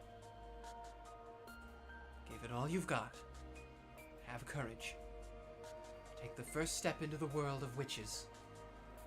I felt like Maria One-chan was cheering me on inside my heart. She's cheering me on? Really? Or do I just think that she is? No, that's wrong. It's because I think that she is that I cannot see her. Maria One-chan is always by my side. Even now, she's definitely there, cheering me on to do my best. That reached my ears. So I mustn't ignore it like it's my imagination or the voice of my own heart. I believe that Maria One-chan is there. I mustn't doubt. I believe. One-chan said she'd always be by my side. I must not doubt that. But looking at that empty space, by the empty back wall of the school building, amidst those almost heartlessly boring rays of sunlight, calling out her name was unexpectedly difficult. The chains of common sense that had clung to me until today sneered at me, telling me that calling out to the empty air was ridiculous. It was almost like being told to take a step forward off the roof of a skyscraper overlooking a sea of lights.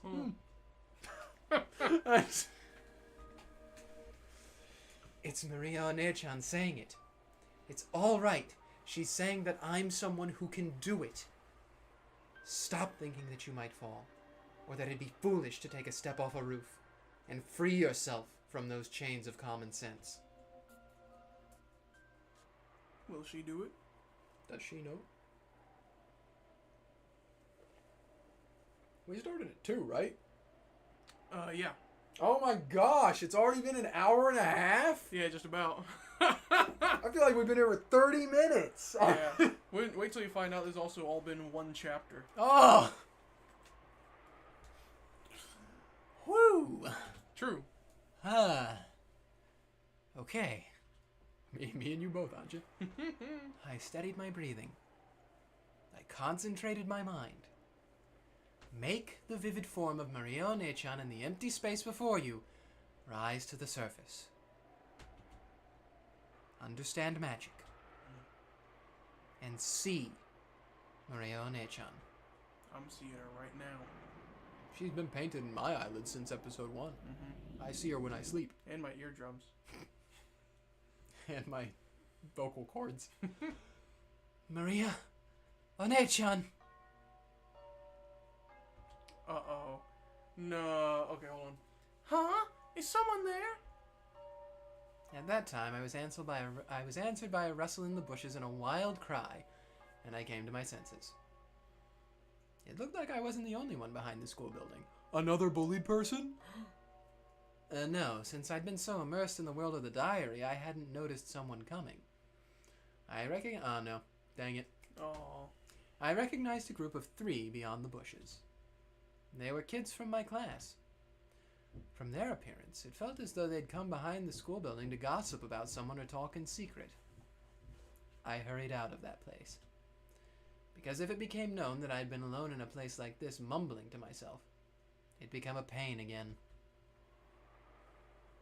She said it right. She said it right. She said Maria One-chan or something, right? Isn't that creepy? She hasn't seen spirits or something, is she? Mm-hmm. Ah! Lucy Romeo sounds so funny. Dang, they all got witch laughs for that. They, Oh, did they really? yeah. I could hear the shrill, loud laughter from behind. Irritated and feeling that Maria One-chan had been made fun of, I left that place at a quick pace, and then a jog, once I turned the corner. And I might have made it to One-chan's world, with just a little more time. It was frustrating. Aggravating. Why does everyone get in my way? I haven't gotten in anyone else's way, not even once. I ran and ran, but it still felt as though I could hear their shrill laughter. Oops. Chapter end? Oh my gosh, hey, there it is. Oh, spare me. We can probably do one more chapter, I bet. Yeah. Especially because something really funny is going to happen in this chapter. Spare my voice, please. Make him talk. Nope. The world 12 years later, October 1998. We don't get the day, just the month. Yeah. I wonder if that one funny song is going to play. Happy Maria? No. Ashtray? Fancy ashtray. Who? Okay, so that's you. Okay. Who? Let me get the whole line. I'm assuming this is like someone hired to watch her. I can't tell you much, just know he's a little sleazy. Okay. Rumor has it, Anja-chan, that you jumped off the top of a skyscraper? And the groupies were getting annoying, so I thought I'd give them the slip. Anja and an old gentleman, wearing an expensive suit, were alone in a massive modern conference room. All of the newest machines for presentations were installed there, but they didn't upset its refined and composed atmosphere. And that alone was enough to make the business-like theme of the room abundantly clear. However, that didn't matter at all to Anja. She carelessly sat on a high-class chair that executives making a salary of several 10 million yen probably sat in, looking aloof from the world. Is she the head now? Is Ava dead? Let's see. It's because I knew they were remodeling on a lower floor and had a safety net out. Ah. Anja talked about it like it was no big deal, but in reality it had been a miracle among miracles. To think that she'd be shot through several layers of safety netting for the remodeling project. That she shot. Been caught in a multicolored banner adorning the atrium and slipped off. Only to be softly caught by a final banner, land on the ground without a scratch, and then briskly leave that place. So that's the power of Burn Castell. It put Hong Kong movies to shame. I mean, miracles. Yeah. Miracles. That anyone would call that a miracle in real life too if it happened. Whether you knew there was a net or not, this is a 200-meter tall super skyscraper we're talking about, right? If things hadn't gone as you planned, there'd be a mess to deal with right now. I figured that if I died, then I'd be dead, and that would be that. More or less. Well, still, I was testing my luck a bit. Call it youthful zeal. As though saying that she'd had enough of that topic, Anja shrugged coldly. Seeing that, the old gentleman, who was looking at the world below through a crack in the blinds, cackled. So you were testing your luck, is that it? My, you truly are Kenzo-san's grandchild. The nerve to trust your life to chance. Would it be rude? The chairman was also a woman who could stake her life on a bet like it was nothing. So maybe this really is the Ushiromio blood at work. Okay, so assuming past tense implies Ava is dead. You really will make it big in the future. Please, let me be blunt. Why not give up this running away from home act and return to the Sumadera family? I heard that Mom had a bad relationship with her family. I don't want to go to the house of people I first met at a funeral. The Sumaderas are Mom's family. They're an old family from Kyoto, and compared to Mom's frank attitude, unbelievably strict. The only Sumadera I'd been on good terms with was Grandpa, who was living apart from his family under the guise of retirement.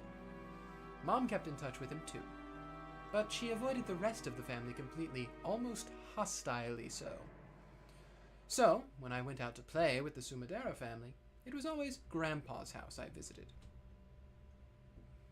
When I was young, I didn't really understand it, but I hear that Grandpa was in an extremely weak position as a man who'd moved into his wife's family register, and his relationship with Grandma was also bad. You might even say that Grandma hated him and confined him to the house. It's a reverse Kinzo? Yeah. It isn't hard to imagine that because she had a soft spot for Grandpa alone, Mom was also hated by the Sumaderas. Since I was her daughter, they probably hated me quite a bit too. And yet, they appeared for the first time at Mom's funeral, shamelessly going on about how big I'd gotten, like they could actually act like a family after all this time. When Aunt Eva died, I would inherit all the wealth of the Ushiromiya family. If that wasn't what they were after, there's no way they would have been able to say such disgusting words. Well, it's not as though I can't understand your desire for self-abandonment, now that you're all alone. This isn't self-abandonment. I'm just a girl boss now. True. I'm just taking a carefree stroll now that an annoying Aunt Eva has finally kicked the bucket. That. Huh? Says that. Oh, I didn't even notice. Everyone else is making too big a deal out of it. Of course, everyone's after the vast Ushiromiya wealth I bear. They must think that becoming my guardian means they'll be able to do as they please with that wealth. But she's 18 now, isn't she? Think so. So for all... Yeah. Well, it is the 80s, though, so in Japan it might be a little different for... Because, I mean, adult was 21 in the U.S. for a long time, until Vietnam. So... No. Just how many people have tried to get close to me, acting like they want to be a substitute parent? If you ever find that you're hurting, please talk with me if it'll help, okay? After all, I think of you as my own grandchild, Anje-chan. I'll say no thank you, for now. More importantly, let's return to what we were talking about. Why do the Rudolph kids like doing that? Why? I don't know. 'Cause don't underestimate the They're generation so that cool. grew up with old westerns. True. Or whatever he said. Anje-chan, no matter how many times you ask, I'm hiding nothing. The chairman was the only survivor on Rokkenjima that day, and she passed away without saying anything. I myself... Wait, is this still him? I think it is. I myself know nothing. Everything is wrapped in darkness, you see. This old gentleman was one of those leaders who had been entrusted with the business group Eva had built up after she passed away. The one he called chairman was the former chairman, Ushiromiya Eva. His company once had friendly ties with Hideyoshi's business, and he had a close relationship with both Hideyoshi and Eva. For that reason, when Eva lost Hideyoshi, he became the only person to whom Eva might have let her true intentions slip. Whether Eva's heart was torn by the loss of her family, whenever Eva's heart was torn by the loss of her family, whenever she took it out on Anje, who I guess I am not anymore, he had acted as a buffer between the two. So although Anje didn't trust him, she found him a very easy person to question. That crime was... No, that accident. If I call it a crime, I'll get in trouble. I had the same questions about it as the public and the talk shows. At the time of the accident, why was Aunt Eva in a place 2 kilometers away from the mansion all alone? And on the night of a storm? Back then, Kenzo-san was unsure as to whom he should select to be his successor. Officially, he decided on his son, Kraus-san, but he didn't have much trust in that man. So, to fairly determine a successor among the 4 siblings, he made this game-like test called the Riddle of the Epitaph. Ostensibly, yes. Kinzo-san probably planned to make Eva-san the successor from the beginning.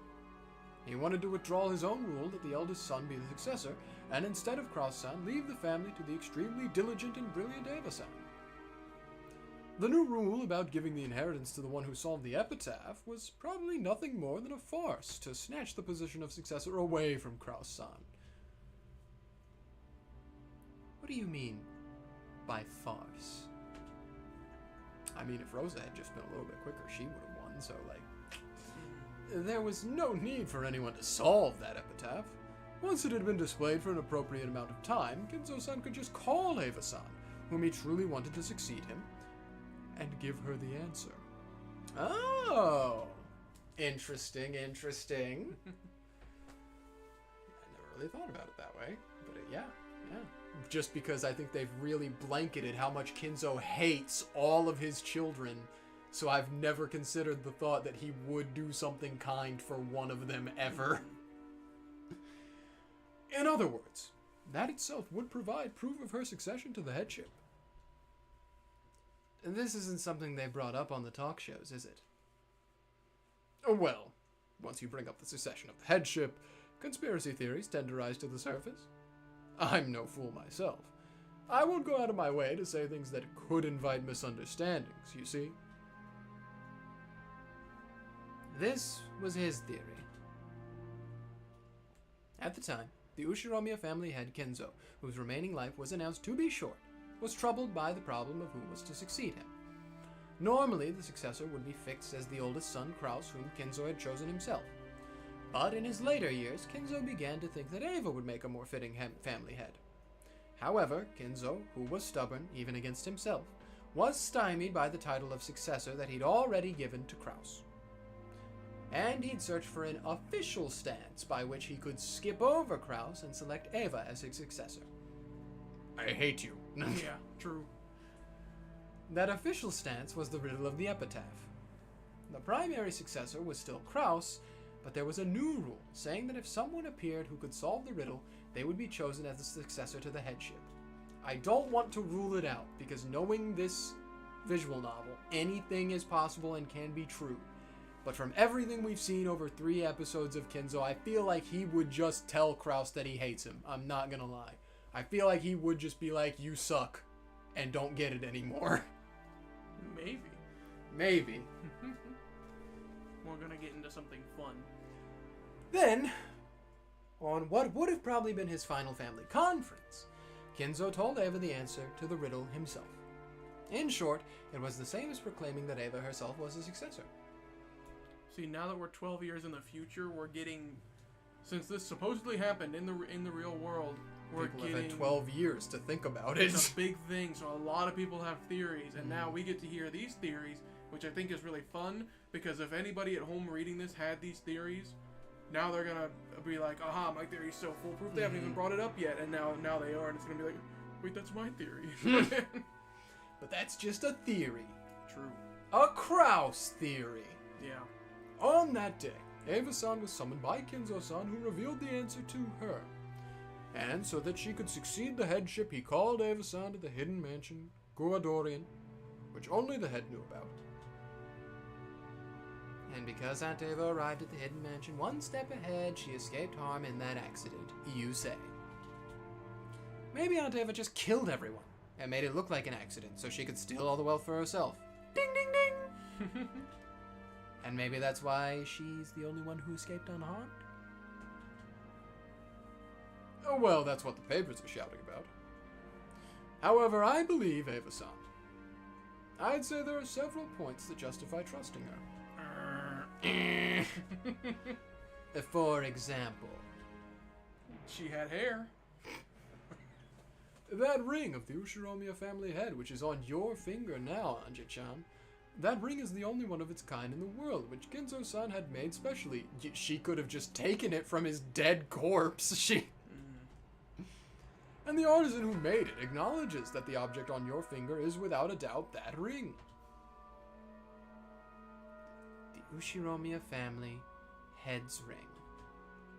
That ring, with the heft of gold and the one-winged seal on it, had a diamond arranged on a pedestal and felt both sturdy and reminiscent of the dark hobbies of the rich.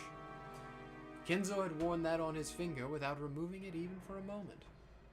This man was saying that the fact Eva had it proved that Kinzo had acknowledged her as the successor. Again, what just stopped her from killing him and taking it?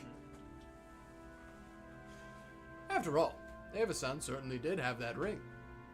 And if you take into consideration that Eva-san actually was talented, and that Kraus-san has made a fool of himself several times on the business scene, I cannot imagine that Eva-san's story is completely made up. Well, there you go. Probably wasn't completely made up. Yeah. It was true that she arrived on the island and left the island. Exactly. You can't refute that. Although there's the possibility that she murdered grandfather in order to steal that ring. I'm so battler sibling pilled. Then Aunt Eva, using some kind of trick, massacred everybody and made it look like an accident. Yes. It seems the papers were saying something about her massacring everyone, with keeping all the wealth to herself as a goal. True, Eva-san was a person capable of holding back nothing when she was determined to accomplish something. Or she may have committed murder just once in her life, if a chance for keeping all the Ushiromiya family wealth for herself presented it. However, I don't think that happened. So what's the second point that justifies your trust in her? Eva-san's family. Hideyoshi-san and George-kun. It might be difficult for you to believe all of a sudden, Anji-chan, but Eva-san was a person who treasured family greatly. True, part of me didn't want to believe or acknowledge it. Oh, that's Anji. True, part of me didn't want to believe or acknowledge it, but I did understand vaguely.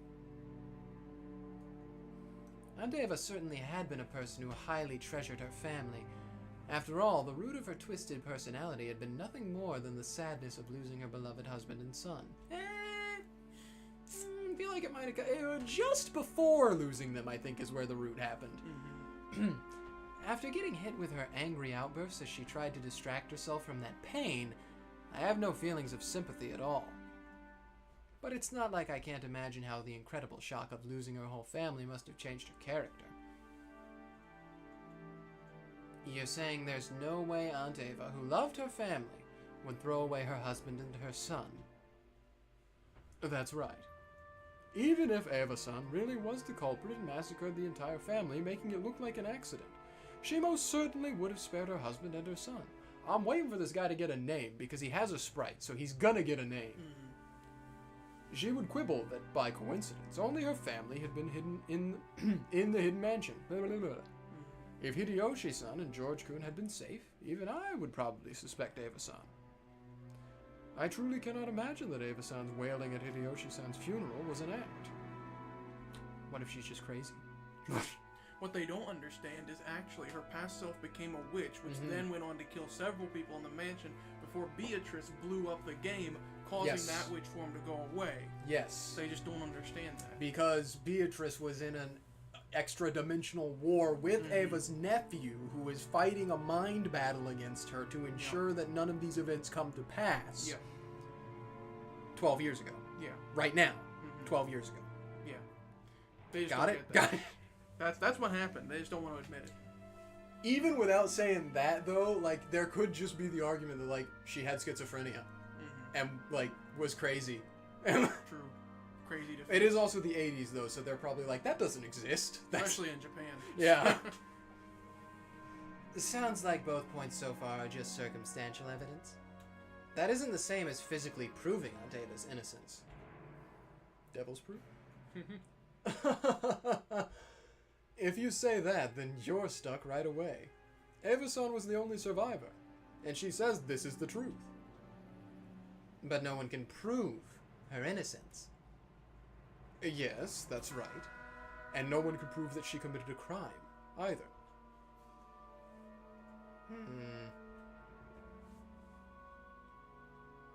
And the final point that justifies trusting her, is the police. High trust society. After all, it was such a flashy crime. The police were being pushed forward by a public in an uproar over conspiracy theories, so they must have investigated Eva-san thoroughly. There's no way that an extremely rich person could bribe the police. Ashtray. It was easy to feel something unnatural about the claim that Ava had avoided the accident by coincidence, because she alone had escaped the hidden mansion, to a hidden mansion. Furthermore, at the time, Hideyoshi's company had been right in the middle of a takeover struggle, and in order to buy off the big stockholders, she wanted a large sum of cash, and I feel like this isn't him talking anymore. Yeah, I don't know. It shouldn't be too hard to find a motive there. But as a matter of fact, there had been nothing at all that implicated Ava as she went to the family conference. Nothing unnatural was found on her that could have been used to brutally murder her family and make it look like an accident. I feel like that would make me more suspicious than... The servants who escaped harm by being off duty that day also stated that they hadn't seen anything strange regarding anyone related to the event, Ava included. Putting all of that together, it could only be concluded that Ushiromiya Ava had headed to Rokkenjima for a normal family conference without any change and had encountered an accident. The police looked so intensely, and they still couldn't find evidence that it was a crime. They reached that conclusion themselves. Doesn't this resolve the Rokkenjima suspicion? Not at all. Not. Yeah. Okay, so if you're saying that, then who did it? Me. No. That just means that the police couldn't find evidence that it was a crime, right? There's nothing I can say to counter that. It becomes a devil's proof. To expose it as her crime, you would simply need to find evidence. But what could you possibly find to prove her innocence?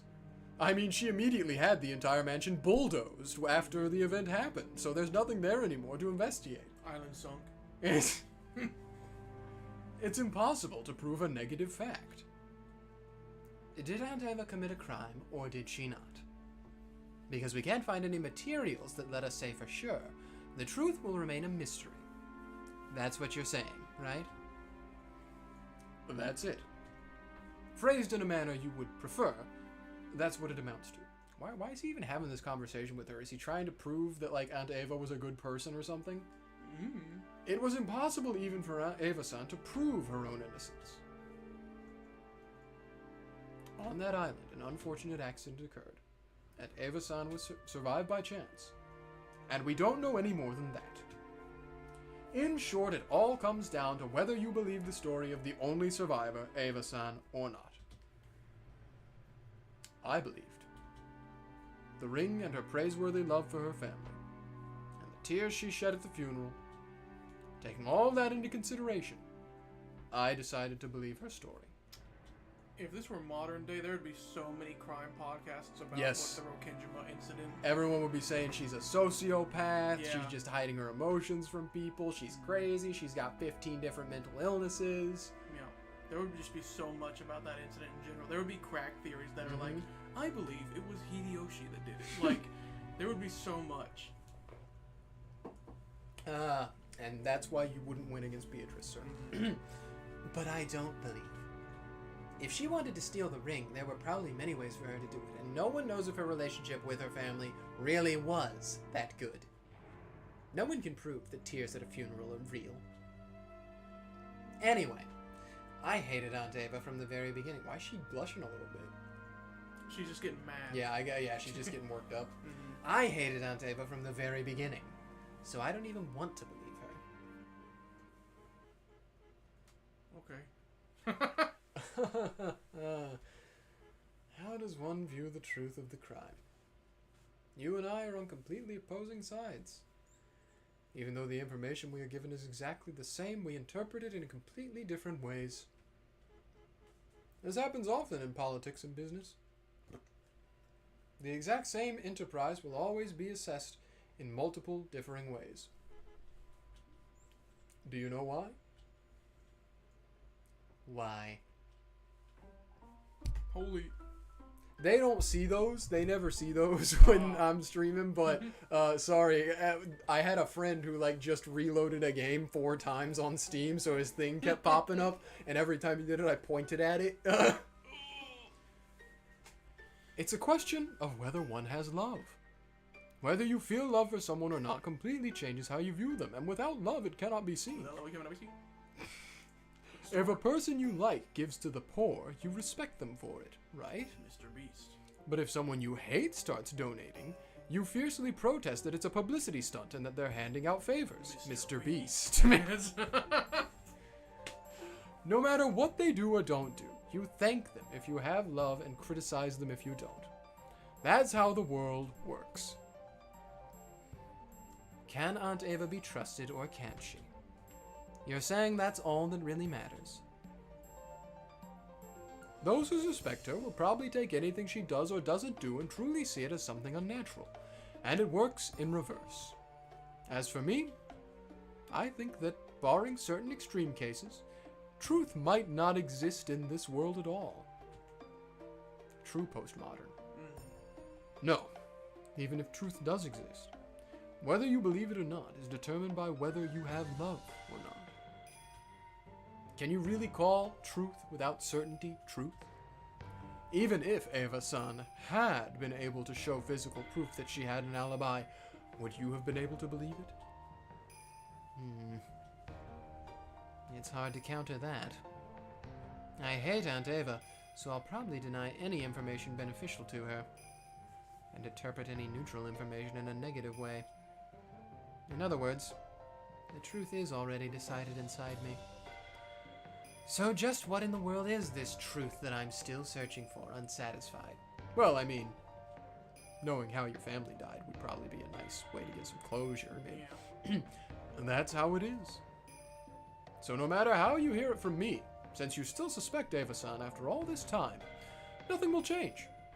At the very least, even if you were to grasp a piece of hitherto unknown information, I don't think you'd be able to reach the truth the way you are now. So I can't reach the truth. So, like, is this also a game board now? Yeah. Okay. So this is game board Anjay, because we have fourth dimension Anjay. Mm-hmm. Okay. I don't know why I just suddenly thought of that, but after all, no matter what kind of new information or proof you find, Anjay-chan, it won't change your stance that Ava-san is the culprit, right? I guess I should say this is just the new game board. This is part of the new game board, I am assuming.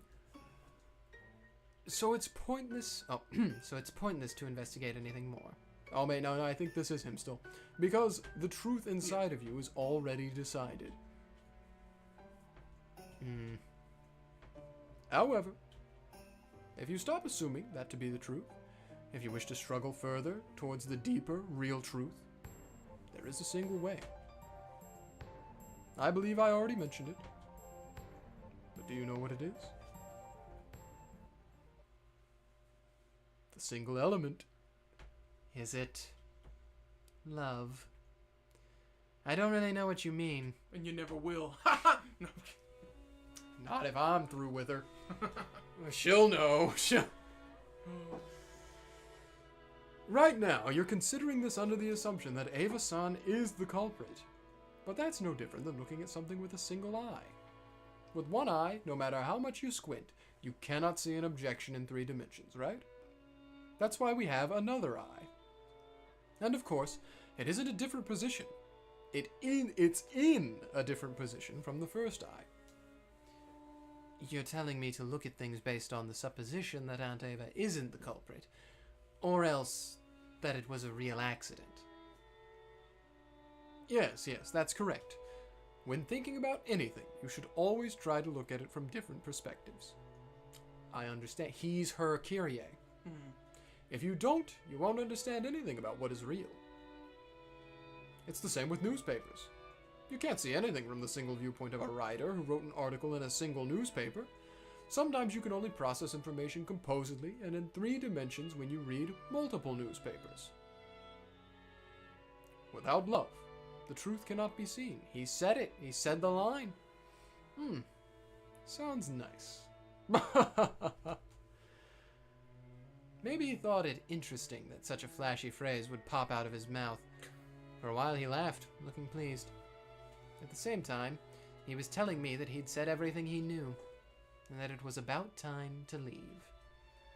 I understood that and got to my feet. Oh, okay, so I guess you just came here to ask him if he knew anything else. This is supposedly right after, like Yeah. the day after the whole Ava dying. I do understand your feelings, Anji-chan. You should do as you like for a while, until you're satisfied. You were 6 years old at the time. I understand how you must feel after losing your family before you could even understand what that meant, and how you must still be unable to sort out your heart. You may learn the truth, and you may not. Eva-san may be the culprit, and she may be a victim. Or all things simultaneously are true, as is my running theory. I pray that you find the truth you believe in, Anji-chan. A journey at such a young age may prove to be a valuable experience. Thank you very much. I'm truly sorry to be such a bother when you're so busy, Okonogi-san. Tetsuro. Okonogi Tetsuro. Did we get the thing? Oh, maybe. I didn't hear one. I can't hear the thing, so I don't know if we get one. Hey, We there he did. is. He might have just been here, though, because I did not Yeah. remember hearing one earlier. A leading member of the Ushiromiya group, between the time of Ava's death and Anje succeeding her position's management of the group, has fallen to core members like him in her stead. However, Anje has no desire to inherit that role, leaving the group on the brink of fracturing internally, and putting Okonogi in a difficult position. He was once the president of a foodstuffs distribution company and had an intimate relationship with Hideyoshi's business. Because of that long association, Ava trusted him particularly, and he was appointed to an important post within the group.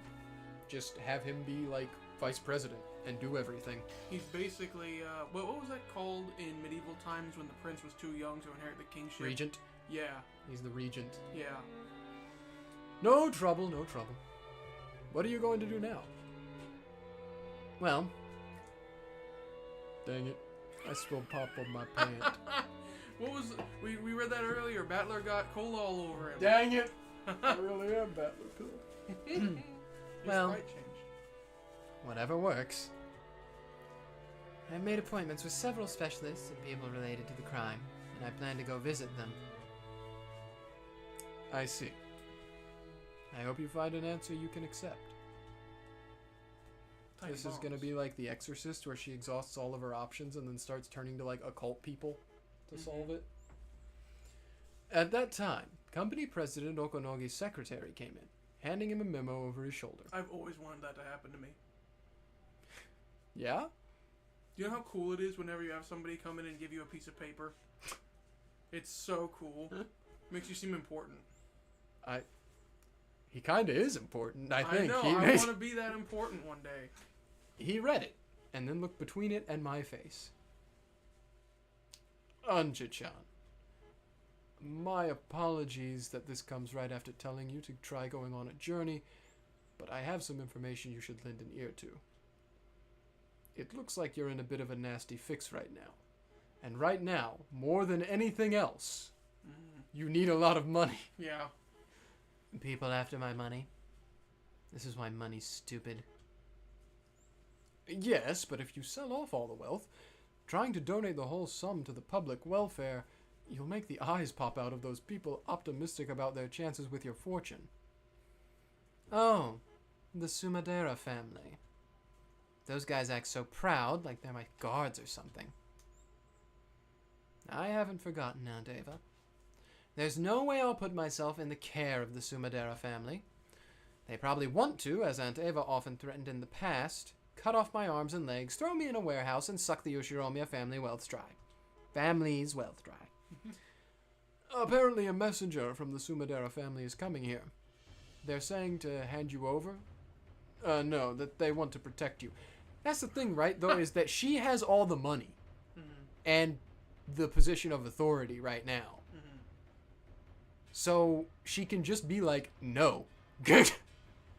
She can just say no and then, like, hire a security detail. Yeah. A messenger, you say? It's your aunt. Are we gonna get a whole slew of new characters? Kyrie-san's younger sister. I believe she told me earlier that she thinks of you as a little sister. Oh, God. Yeah. She's gotta be joking. At least call me a granddaughter, you old hag. Dang. Judging from context, it seems they have no wish to listen to your desires. I have a car waiting in the parking lot 2 stories underground. Go. Aww, what a G. The Sumadera family is telling you to hand me over. Is it really okay to let me go? You will definitely become something big in the future, Anjay-chan. Let's call this a favor to be repaid upon your success. Go quickly. After bowing silently and deeply, Anjay left that place in a dash. After watching her leave, the female I almost said the family. The female secretary straightened her glasses and whispered. Oh yeah. The Sumadera family told us to stall her. Is it really alright to let her go? Again, why is everyone acting like the Sumadera family has so much authority in the Ushiromiya family affairs right now? We did stall her. More than enough. If they still don't make it in time, that's their own fault. I told Anjay-chan to run for it. I informed the Sumadaras that Anjay-chan would be coming. Whether she's caught or not, I will not be blamed. Everything in this world is love, you see. Don't worry. She'll escape. After all, that child's capable of leaping off a building to shake pursuers. Okanogi looked down again through a crack in the blinds and saw Anjay falling off the building. Yeah. Muttering, nope, definitely couldn't do it. Anjay wasn't a fool herself. She got off the elevator, but on the 3rd floor. A taxi in the 2nd level of the basement? That's so neat and clean that I don't like it. Oh, it's me. It's probably better to refuse for now. But my enemies aren't fools either. They're probably waiting in the 1st floor lobby as well as the underground parking lot. It's such a massive building. Instead of getting anxious and escaping outside, maybe it's better to stay inside and wait it out. No, that's useless. If they get their hands on a security room in a modern building like this, I'll have nowhere to run to. The entire building is like a massive dead end. The 3rd floor is the business floor. A young girl like me will clearly stick out. Trying not to stand out any more than I had to, I walked at a brisk pace searching for an emergency exit. It'd be perfect that a staircase was an outside one. Have I found the door to the emergency exit? I found the door to the emergency exit. Yeah. After opening that heavy door, I found the outside staircase I'd hoped for. I bumped into a man who looked like an employee skipping work and smoking a cigarette. After glaring at me, he quickly crushed out his cigarette and went away. It looked like there was no one below. If I'm gonna escape, now's my only chance. Just when I thought that, a black car slid straight under me and came to a sudden stop with an incredible squealing of the tires. Judging by the sound of the tires, it seemed they had several other allies, and that one of them had come here to block his path. Not bad, Aunt Kasumi. To think you'd even send a car to pick up your little sister when she's trying to get out through the emergency exit. Bam, bam, the doors of the car were forcefully opened and 3 black-suited men jumped out, looking up at the emergency staircase. Crap, our eyes met. 12 target found. Northwest side emergency exit stairs, 3rd floor, send support. Anji-sama! Try not to move from there! Forgive our roughness! The 3 of them began to clamber up the emergency exit. They've already announced that they plan to be rough. This is pretty bad. As long as I don't stop breathing, they've probably been ordered to grab me no matter what, even if they've got to rip out one of my arms. Clank, clank, clank, clank, clank. Get automaton? Yeah, true. Their heavy, wild footsteps became a helix and began to rise from the lower floors, getting closer. In the entrance lobby of the building, a woman with 7 black-suited guards behind her advanced at a leisurely pace. Seeing this ostentatious entrance, the security guards for the building ran up to them, asking if they had an appointment. Ah, there she is. That's me! Ready? How typical of Tokyo people. Don't you understand the status of the person you are talking to without her having to say her name? My apologies. At our company, guests are to take a secure... Back down, scum. I came because I was called by your president. Call Okanogi Tetsuro here. To think he would call me here and then not welcome me. How typical of Tokyo people. My apologies. Welcome to the Yoshiromiya group, Sumadara Kasumi-san. With his secretary behind him, Okanogi dashingly appeared from the elevator. Even though both of them wore bold smiles, they were wrapped in a tension reminiscent of the smell of gunpowder. Where is Anji? I came to greet that adorable daughter of my big sisters. Strict observance of time is our motto here at the Yoshiromiya group. The former chairman herself said that those who can't keep time can't keep contracts. You called me all the way to Tokyo, and this is all you have to show for it? You let her go, didn't you? Please! She escaped from us. We did stall her for quite some time, but unsurprisingly she did eventually smell a rat. Of course, this wouldn't have been a problem at all if you had arrived on time, Sumadara-san. These provincials and their loose concept of time. What? What was that? What did you say to me? Kyoto is like the second biggest city in Japan. It's after Tokyo. It's old. It's like It's the old capital. It's like people from Dallas pretending like their country, Hmm. even though they're in a big city. True. Sorry, Dallasites. I don't think we got any Dallasites watching us. Delasians. You couldn't sense any of Kyrie's open frankness in Kasumi's face. She wore the arrogance of the ancient Sumadera family towards the ruined Ushiromiya family. Weren't we just told like 2 chapters ago that Eva had made them even more wealthy? Yeah. I mean, I guess maybe the reputation has been ruined because of Eva, but they are filthy stinking rich. Yeah. As well as pride, because she didn't want anyone to notice that her family was declining so much that they couldn't ignore the Ushiromiya family's wealth. Even at a glance, it was easy to understand why Anje hated her aunt so deeply. She just hates all of her aunts. Yeah. For good reason. She couldn't stand even a slight insult, and though she still smiled, her eyebrow twitched. She might not hate Natsuhi. She never got to meet Natsuhi. At that time, the black-suited man behind Kasumi whispered to her. Anji-sama has been found. We are currently dealing with her. Oh, I'm glad we made it in time. Thank you, Okanogi. It seems I can finally take my mischievous niece home. I've waited so long to talk with that girl in my tea room, with all of the tools prepared. Clank, clank, clank, clank. As the violent sound drew a helix, it rushed up at me from below, threatening to swallow me up. Of course, even if I fight, there's no way I'll be able to win. And yet, running into the building would be like jumping into a dead end of my own accord. My enemies will increase in number with time.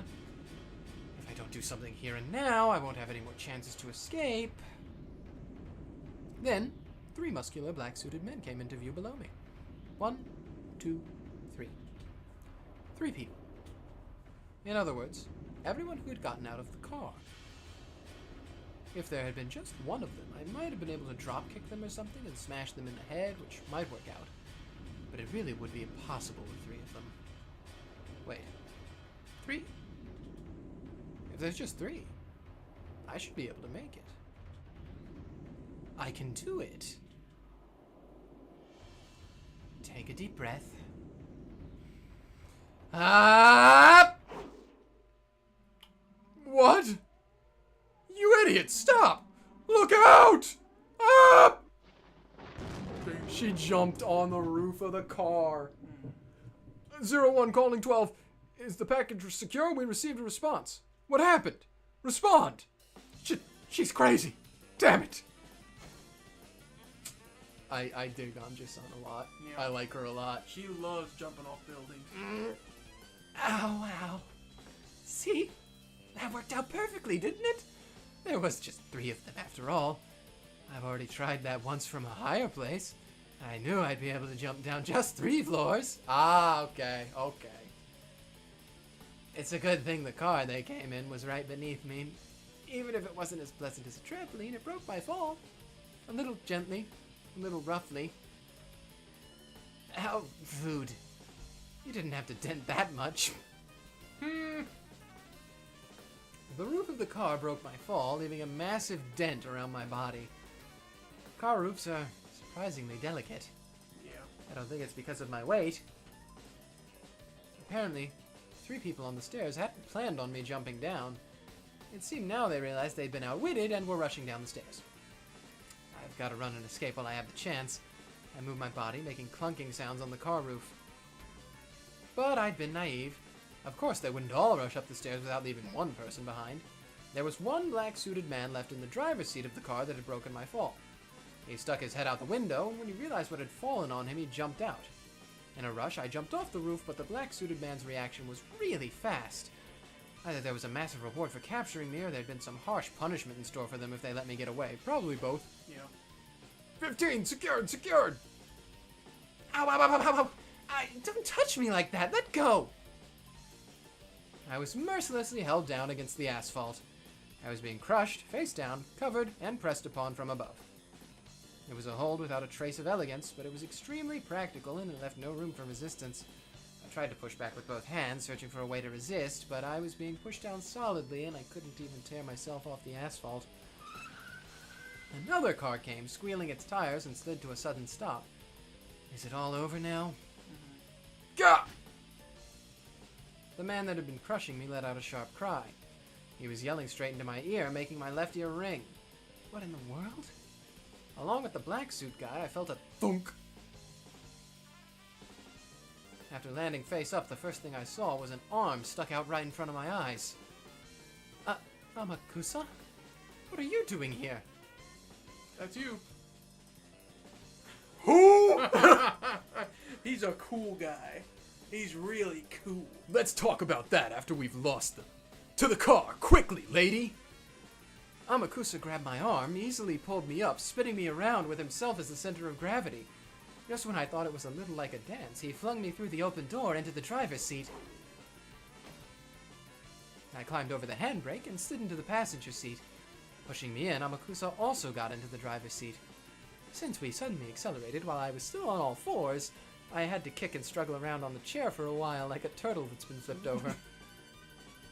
Amakusa checked the rearview mirror for cars in pursuit, but he flew into the artery of the big city without lowering his speed in the slightest. Slightest. I bit my tongue, sorry, while all that was happening. We sewed our way between cars one after another, just like a chase scene in some action movie. I was shaken by his horrible driving and had trouble sitting back down. Are you hurt, lady? I'm fine. Humans are surprisingly durable. Next time I try to escape a downward-moving elevator, I'll jump out a window instead.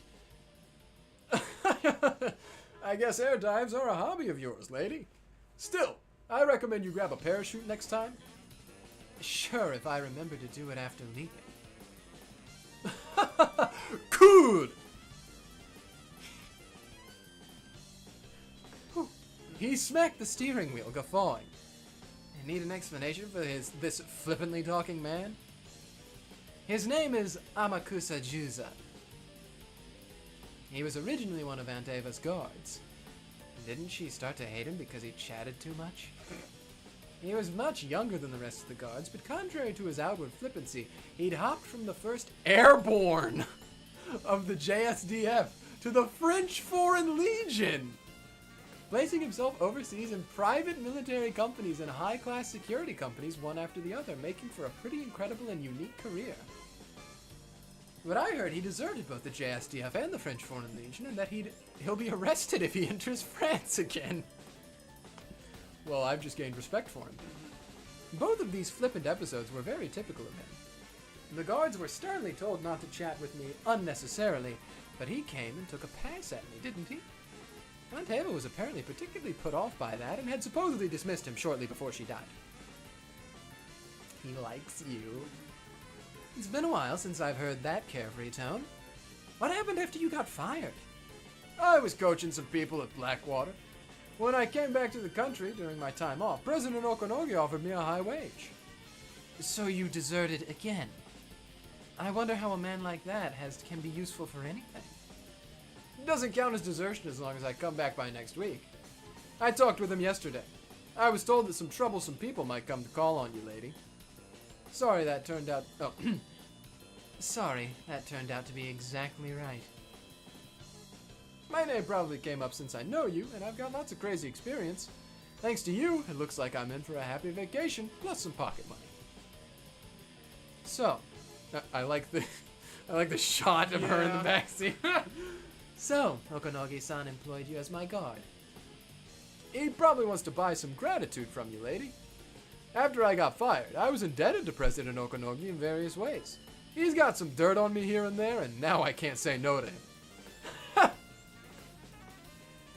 Seems that getting indebted to Okonogi-san can be pretty costly later on. So, where are you planning on taking me? Anywhere. I'm employed until the weekend. Anything after that will cost you extra. How much per day? I'll take 50,000 plus expenses. If you stop cracking jokes, I'll double it. The period of employment isn't fixed yet. It might take several weeks. That'll be tough. I'll have to call my boss to get an extension on my vacation. More than anything, I want to investigate that day. Ah, she is gonna go back probably to Rokkenjima. Oh, is this about Rokkenjima? Exactly. What happened on that island 12 years ago? Also, you can't hear it right now, but I got some sick, jazz playing. Is it the music I think it is? Ba-da-ba. Like No. jazzy? Here, just take a second. It's like a chase scene jazz. Yeah, that's his theme. Yeah. It's cool. I want to investigate it with my own hands, to my satisfaction. Do you really expect to find anything new investigating something that old? True. But this is a journey for my own self-satisfaction. Once that's over, I'll just throw my hands up and go over to the Sumadera family. Didn't Aunt Kasumi say something about how she wanted to serve me some matcha? Maybe she'll serve me tea as I kneel on sharp wooden blocks, clutching stones or something. Damn, that sounds freaky. What if instead of Aunt Kasumi, you called her Aunt Riksumi? Yeah, true.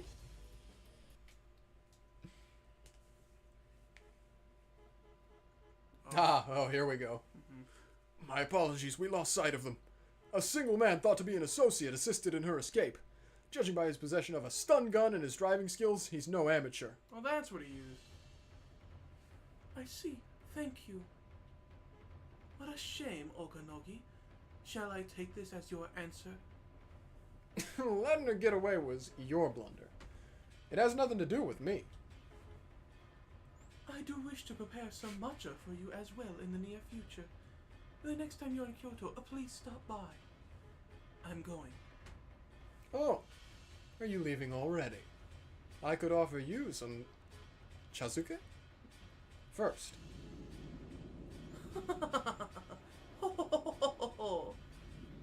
With her back still facing Okonogi, she laughed softly, but with an increasingly shrill and hateful tone, using that as a substitute for a sharp parting remark. Just as she stopped laughing, her features suddenly changed to look like a demon's. But because her back was facing him, Okonogi couldn't see that expression. Okonogi watched her go, laughing coolly. His secretary whispered over his shoulder. Are you sure about this? My Lady Anje is our company's primary stockholder. If the Sumadera family becomes her guardian... I get it. But you know, we're the world-famous Ushiromias. We can't let them take us lightly. Still, looks like that guy managed it pretty well. All that's left is to let Anje-chan do as she pleases. I'm counting on you, Amakusa. Kasumi-sama, the escaping car was a rental. The license plate they displayed was a fake. Dang! We're clearly dealing with a pro. They'll probably abandon the car. Pursuit will be difficult. Should we have the police chase them? Yes. Shall we have them search for our runaway daughter? You're not her guardian. You're not. They are getting paid with our taxes, so the police must be of some use every once in a while. What are would the police get to them and she's like, yeah, no, I'm just driving around with this guy. We're fine. Like, Freeze! like. Ho ho ho ho. When I left the mansion, I boldly told Mother to leave it to me, didn't I? Do you intend to embarrass me further? It looks like it might be better for me to serve some matcha for everyone at once, doesn't it? Okay, so it was the punishment. That was the motivation. Our underground tea room is cramped, so you'll have to wait in line. It's underground. How lovely. No. We will search with everything we have. She really is a cute kid, just like Nesa. Especially that way she freewheels and does as she pleases. Now I can't see anything but Nesa. I'm truly looking forward to it. If only I could invite Nesan's daughter to my tea room, right? Ho ho ho ho ho ho. Vine boom sound effect. Mm-hmm. Doves? Oh. Mm.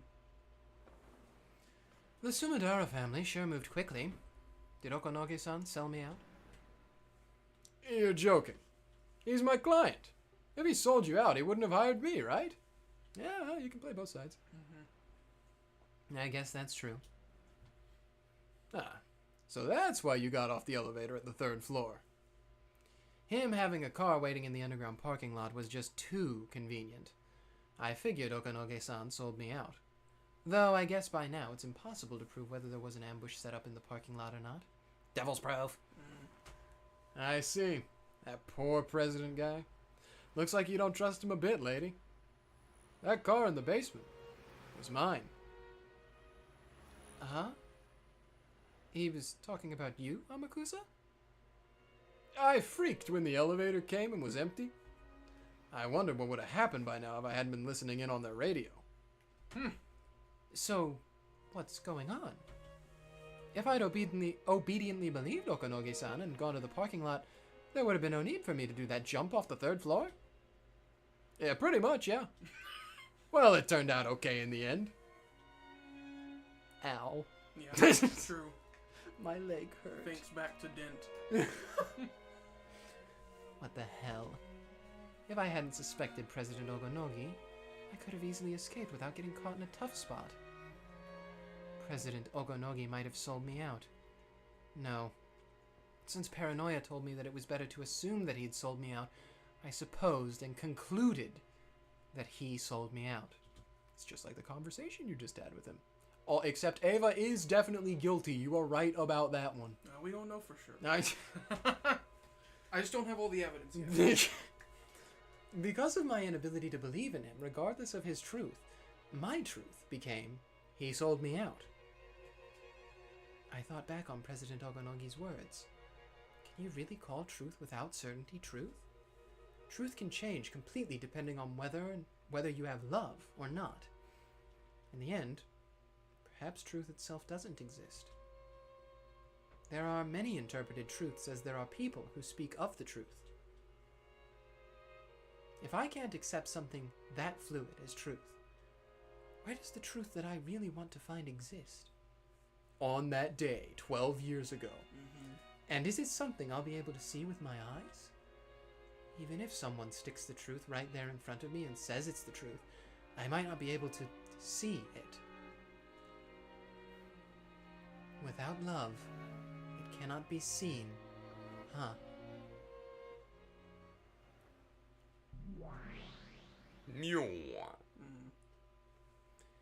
This fragment of yours is very lively. It doesn't bore me. You told me something. You commanded me to search for the truth of 12 years ago, but there's something I'm not getting. What's that? What is truth? There are as many truths as there are people. There are as many interpretations as there are people. And those can be twisted by opinions and changed indefinitely. Is truth really that unfixed and vague? That's right. Truth is unfixed. It can be like a particle, or like a wave, and it can hold conflicting forms at the same time. I'm so right. I'm so right with it. You are free to believe that the cat in the box is alive or dead, but the truth is very delicate. It can change its appearance just by being observed. You're talking about stuff like Schrodinger's cat box? Nonsense. If you open the box, you'll learn the truth. Discussion about what happens before you open it is just an armchair theory. That's right. And yet, in order to deny that abstract theory, you need to open the box. It is impossible to negate any idea about the contents of a box that can be opened. Cannot be opened. This is what truth is. As long as truth isn't denied, it keeps its form. That's right. As long as its truth isn't observed, it keeps its form. We need like a drinking game for every time a character says their catchphrase. For Bernkastel, it's "that's right." Yeah. For Battler, it's "useless." True.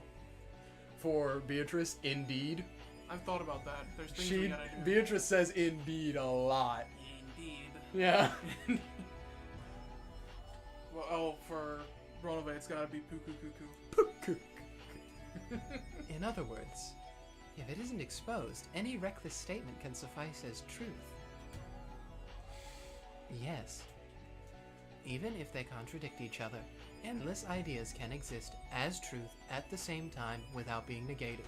Which is why the Red Truth can say things happened, but also cannot deny other ways that they happened.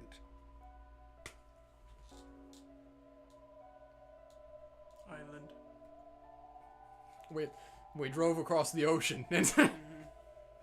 So even something as screwed up as my family being captured by the Rokkenjima witch and shut up 12 years ago for all eternity can exist as truth, as long as we don't know what happened 12 years ago? That's what I've been telling you happened this whole time. This witch called Beatrice forcibly made room for endless imaginings in the Rokkenjima of 12 years ago, enveloping all of it inside a cat box. Everything inside the unopenable box is truth. That's right. Yeah. We don't know what happened on that island, so it becomes endless. That's assuming no one opens it up. I just have to wrench it open. Mm-hmm. But that box was closed up 12 years ago, and I don't even know where it is. Even if I visit Rokkenjima, just what can I learn about what happened 12 years ago on that desolated island? Who knows?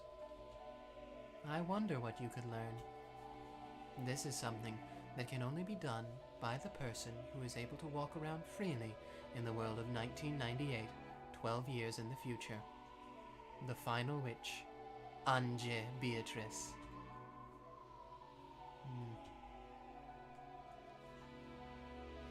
Beatrice's game board lasts 2 days from October 4th, 1986 to the 5th. In other words, you're a piece who can move freely outside her game board. Oh, we're doing super chess now.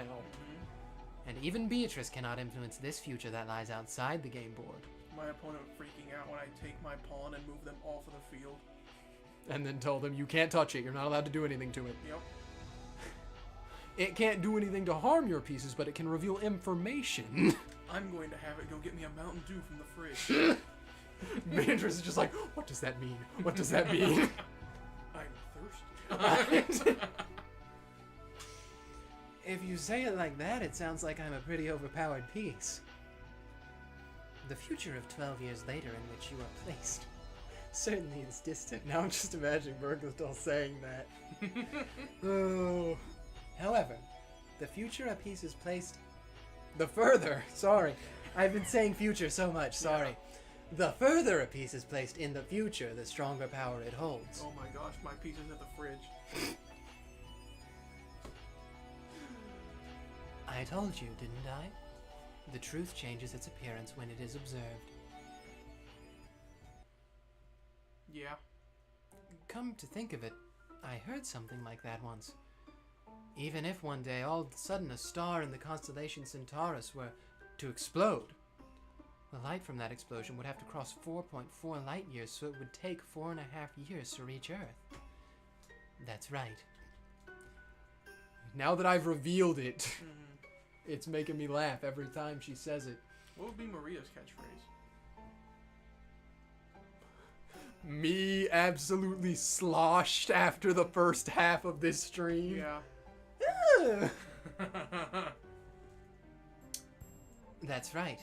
In other words, even if the sun in Centaurus has already died, people on Earth won't be able to perceive that fact for 4.5 years. because no method of perception exists that is faster than the speed of light. Can you say it in red? Yeah. When we learn that the sun in Centaurus has exploded, we Earth people will paint over our history of 4.5 years ago with a new truth. We will revise history with a new fact, that it exploded 4.5 years ago. However, for the 4.5-year period until we learn that, despite the fact that it has already died, the mistaken truth that the sun of Centaurus still exists will be able to exist as truth. The truth of the future wins against the truth of the past. Yeah. That's right. You both really like saying that right now, don't you? By itself, the Rokkenjima accident gave rise to nothing but suspicion of a conspiracy involving Aunt Eva and the Ushiromiya family assets. But later on, it was dramatized and linked to the occult, and the conspiracy was painted over by the legend of the witch. Even though it was clambered over as a conspiracy at the time of the crime, later on, strange occult theories which claimed that it was the work of the witch ran rampant and began to paint over the truth of October 5th, 1986. The conspiracy theories will probably be forgotten over time, and only the more bizarre, impressive witch theory will continue to remain as superstition, eventually covering up the conspiracies. Just wait until you get into the 2010s. Everyone's going to be making videos about it. True. And then the conspiracy theories will resurface, and even wilder ones will Magical exist. Goda Chef. Magical It was the Magical Goda Chef. Haven't you heard the song? Yeah. I can just imagine some forum called, like, the Rokkenjima Files. Yeah. And some guy... Oh my gosh, Umineko, Oh gosh, wait. Umineko Analog Horror. Where some guy's like, guys, I went on vacation to Japan and I went to the Ushiromiya Corporation's archives and I found this tape in a box in the back. It said, do not watch. Here's what's in it. No. The witches from this as analog horror would be really good, but the story's so isolated, I don't think you could possibly insert such a thing. Unless all of a sudden Battler said in a different fragment he brought a video camera with him. I guess you could do that, technically. It's a different fragment. That's right. The false truth that exists before the light from an exploding star reaches Earth is almost like the conspiracy theory, which is a human theory. The wine bottle with a letter in it that drifted ashore several years ago, or later, the message bottle painted over that theory and made things return to the occult theory, which is a witch's theory. That's right. A witch didn't exist during 1986. The witch took control of Rokkenjima because she was observed several years later by us humans from the future, thanks to that message bottle. A small revision is necessary. The witch could have existed even during 1986, as one of many endless possibilities that can exist. Certainly. She'd disappear if she were observed, so she curls up inside the cat box. That's what makes the message bottle so nasty. The witch tried to get out of the box. She made it so that she'd be observed, weeding out possibilities that conflicted with the witch theory. In other words, to make it impossible to negate her, she negated all possibilities other than the witch theory. What the hell? So in other words, Beatrice satisfied the devil's proof with a frontal attack. And that was part of the witch's plan from the beginning. The message bottle is information observed in the future after 1986. It cannot be observed by Beatrice or Battler. It can only be observed by Anje Beatrice. I really didn't want to investigate the message bottle. After all, reading that would be like listening to the witch say... The witches say... I thought the witch theory was just a crazy fantasy, so I thought of it as nothing more than a waste of time. But Okanoge-san told me, you can't see things in 3 dimensions with only one eye. You mean that while looking at it from the viewpoint of denying witches, you must also look at it from the viewpoint of accepting witches. That's a correct way of thinking. She's Battler but crazier. The number of viewpoints is like a denominator. If you have one viewpoint, the mystery of the numerator doesn't decrease in the slightest.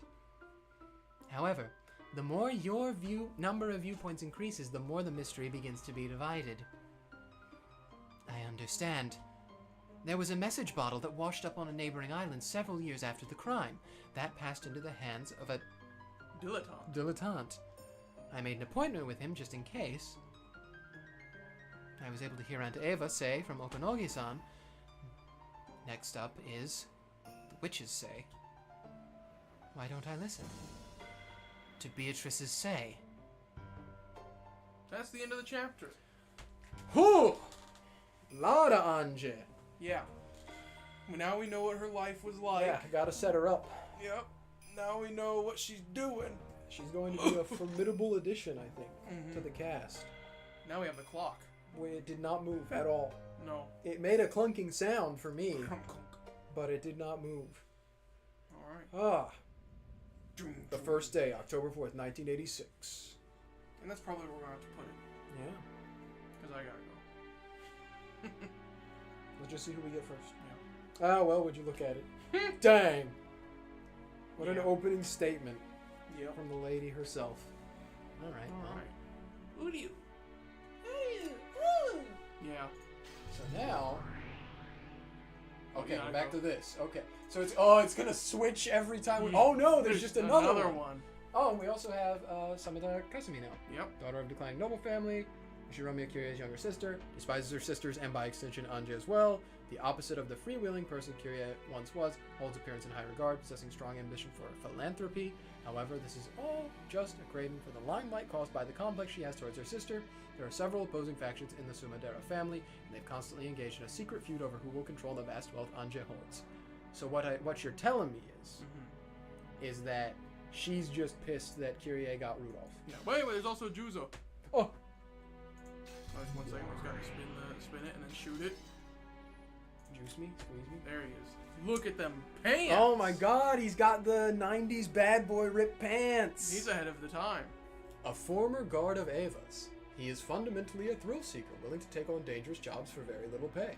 At one point, he did work as a guard for Anje, but after repeatedly violating Ava's strict orders not to speak to her, Ava grew to dislike him and fired him. Anje seemed not to mind having him around, as he would often chat with her. This man, who has traveled between the Japan Self-Defense Force, the Foreign Legion, and non-government military companies, has skills in counter-sniping and protecting VIPs. Just what she needed. He's so cool. He's so cool. Alright, well, That's the new people. that's where we're going to have to leave it for today. Yep. Still 2 haven't chapters seen it. down. Yep. I still don't know what the Alliance of the Golden Witch is. Who's aligned with her? Who is aligned and who is not? It seems because of Anja, we're going to have a lot more of Maria, I think. And actually being like Maria and not, being suppressed constantly by her family and being a little girl. So we might get some magical Maria chef maybe this episode. We'll see. Well, I'm excited. I was very excited. I don't care about the other two so much, but I was very excited to meet Juzo. Because he's cool. I do like him. He seems like a needed addition. Anje needed someone in her camp. Yep. He's just a cool guy. So we got him now. All right. Yep. Well, everybody, join us next week for more. Hopefully. Yeah, probably. I'll be moving into a new place, so we'll see how it goes. Yeah. All right. Bye-bye. Star.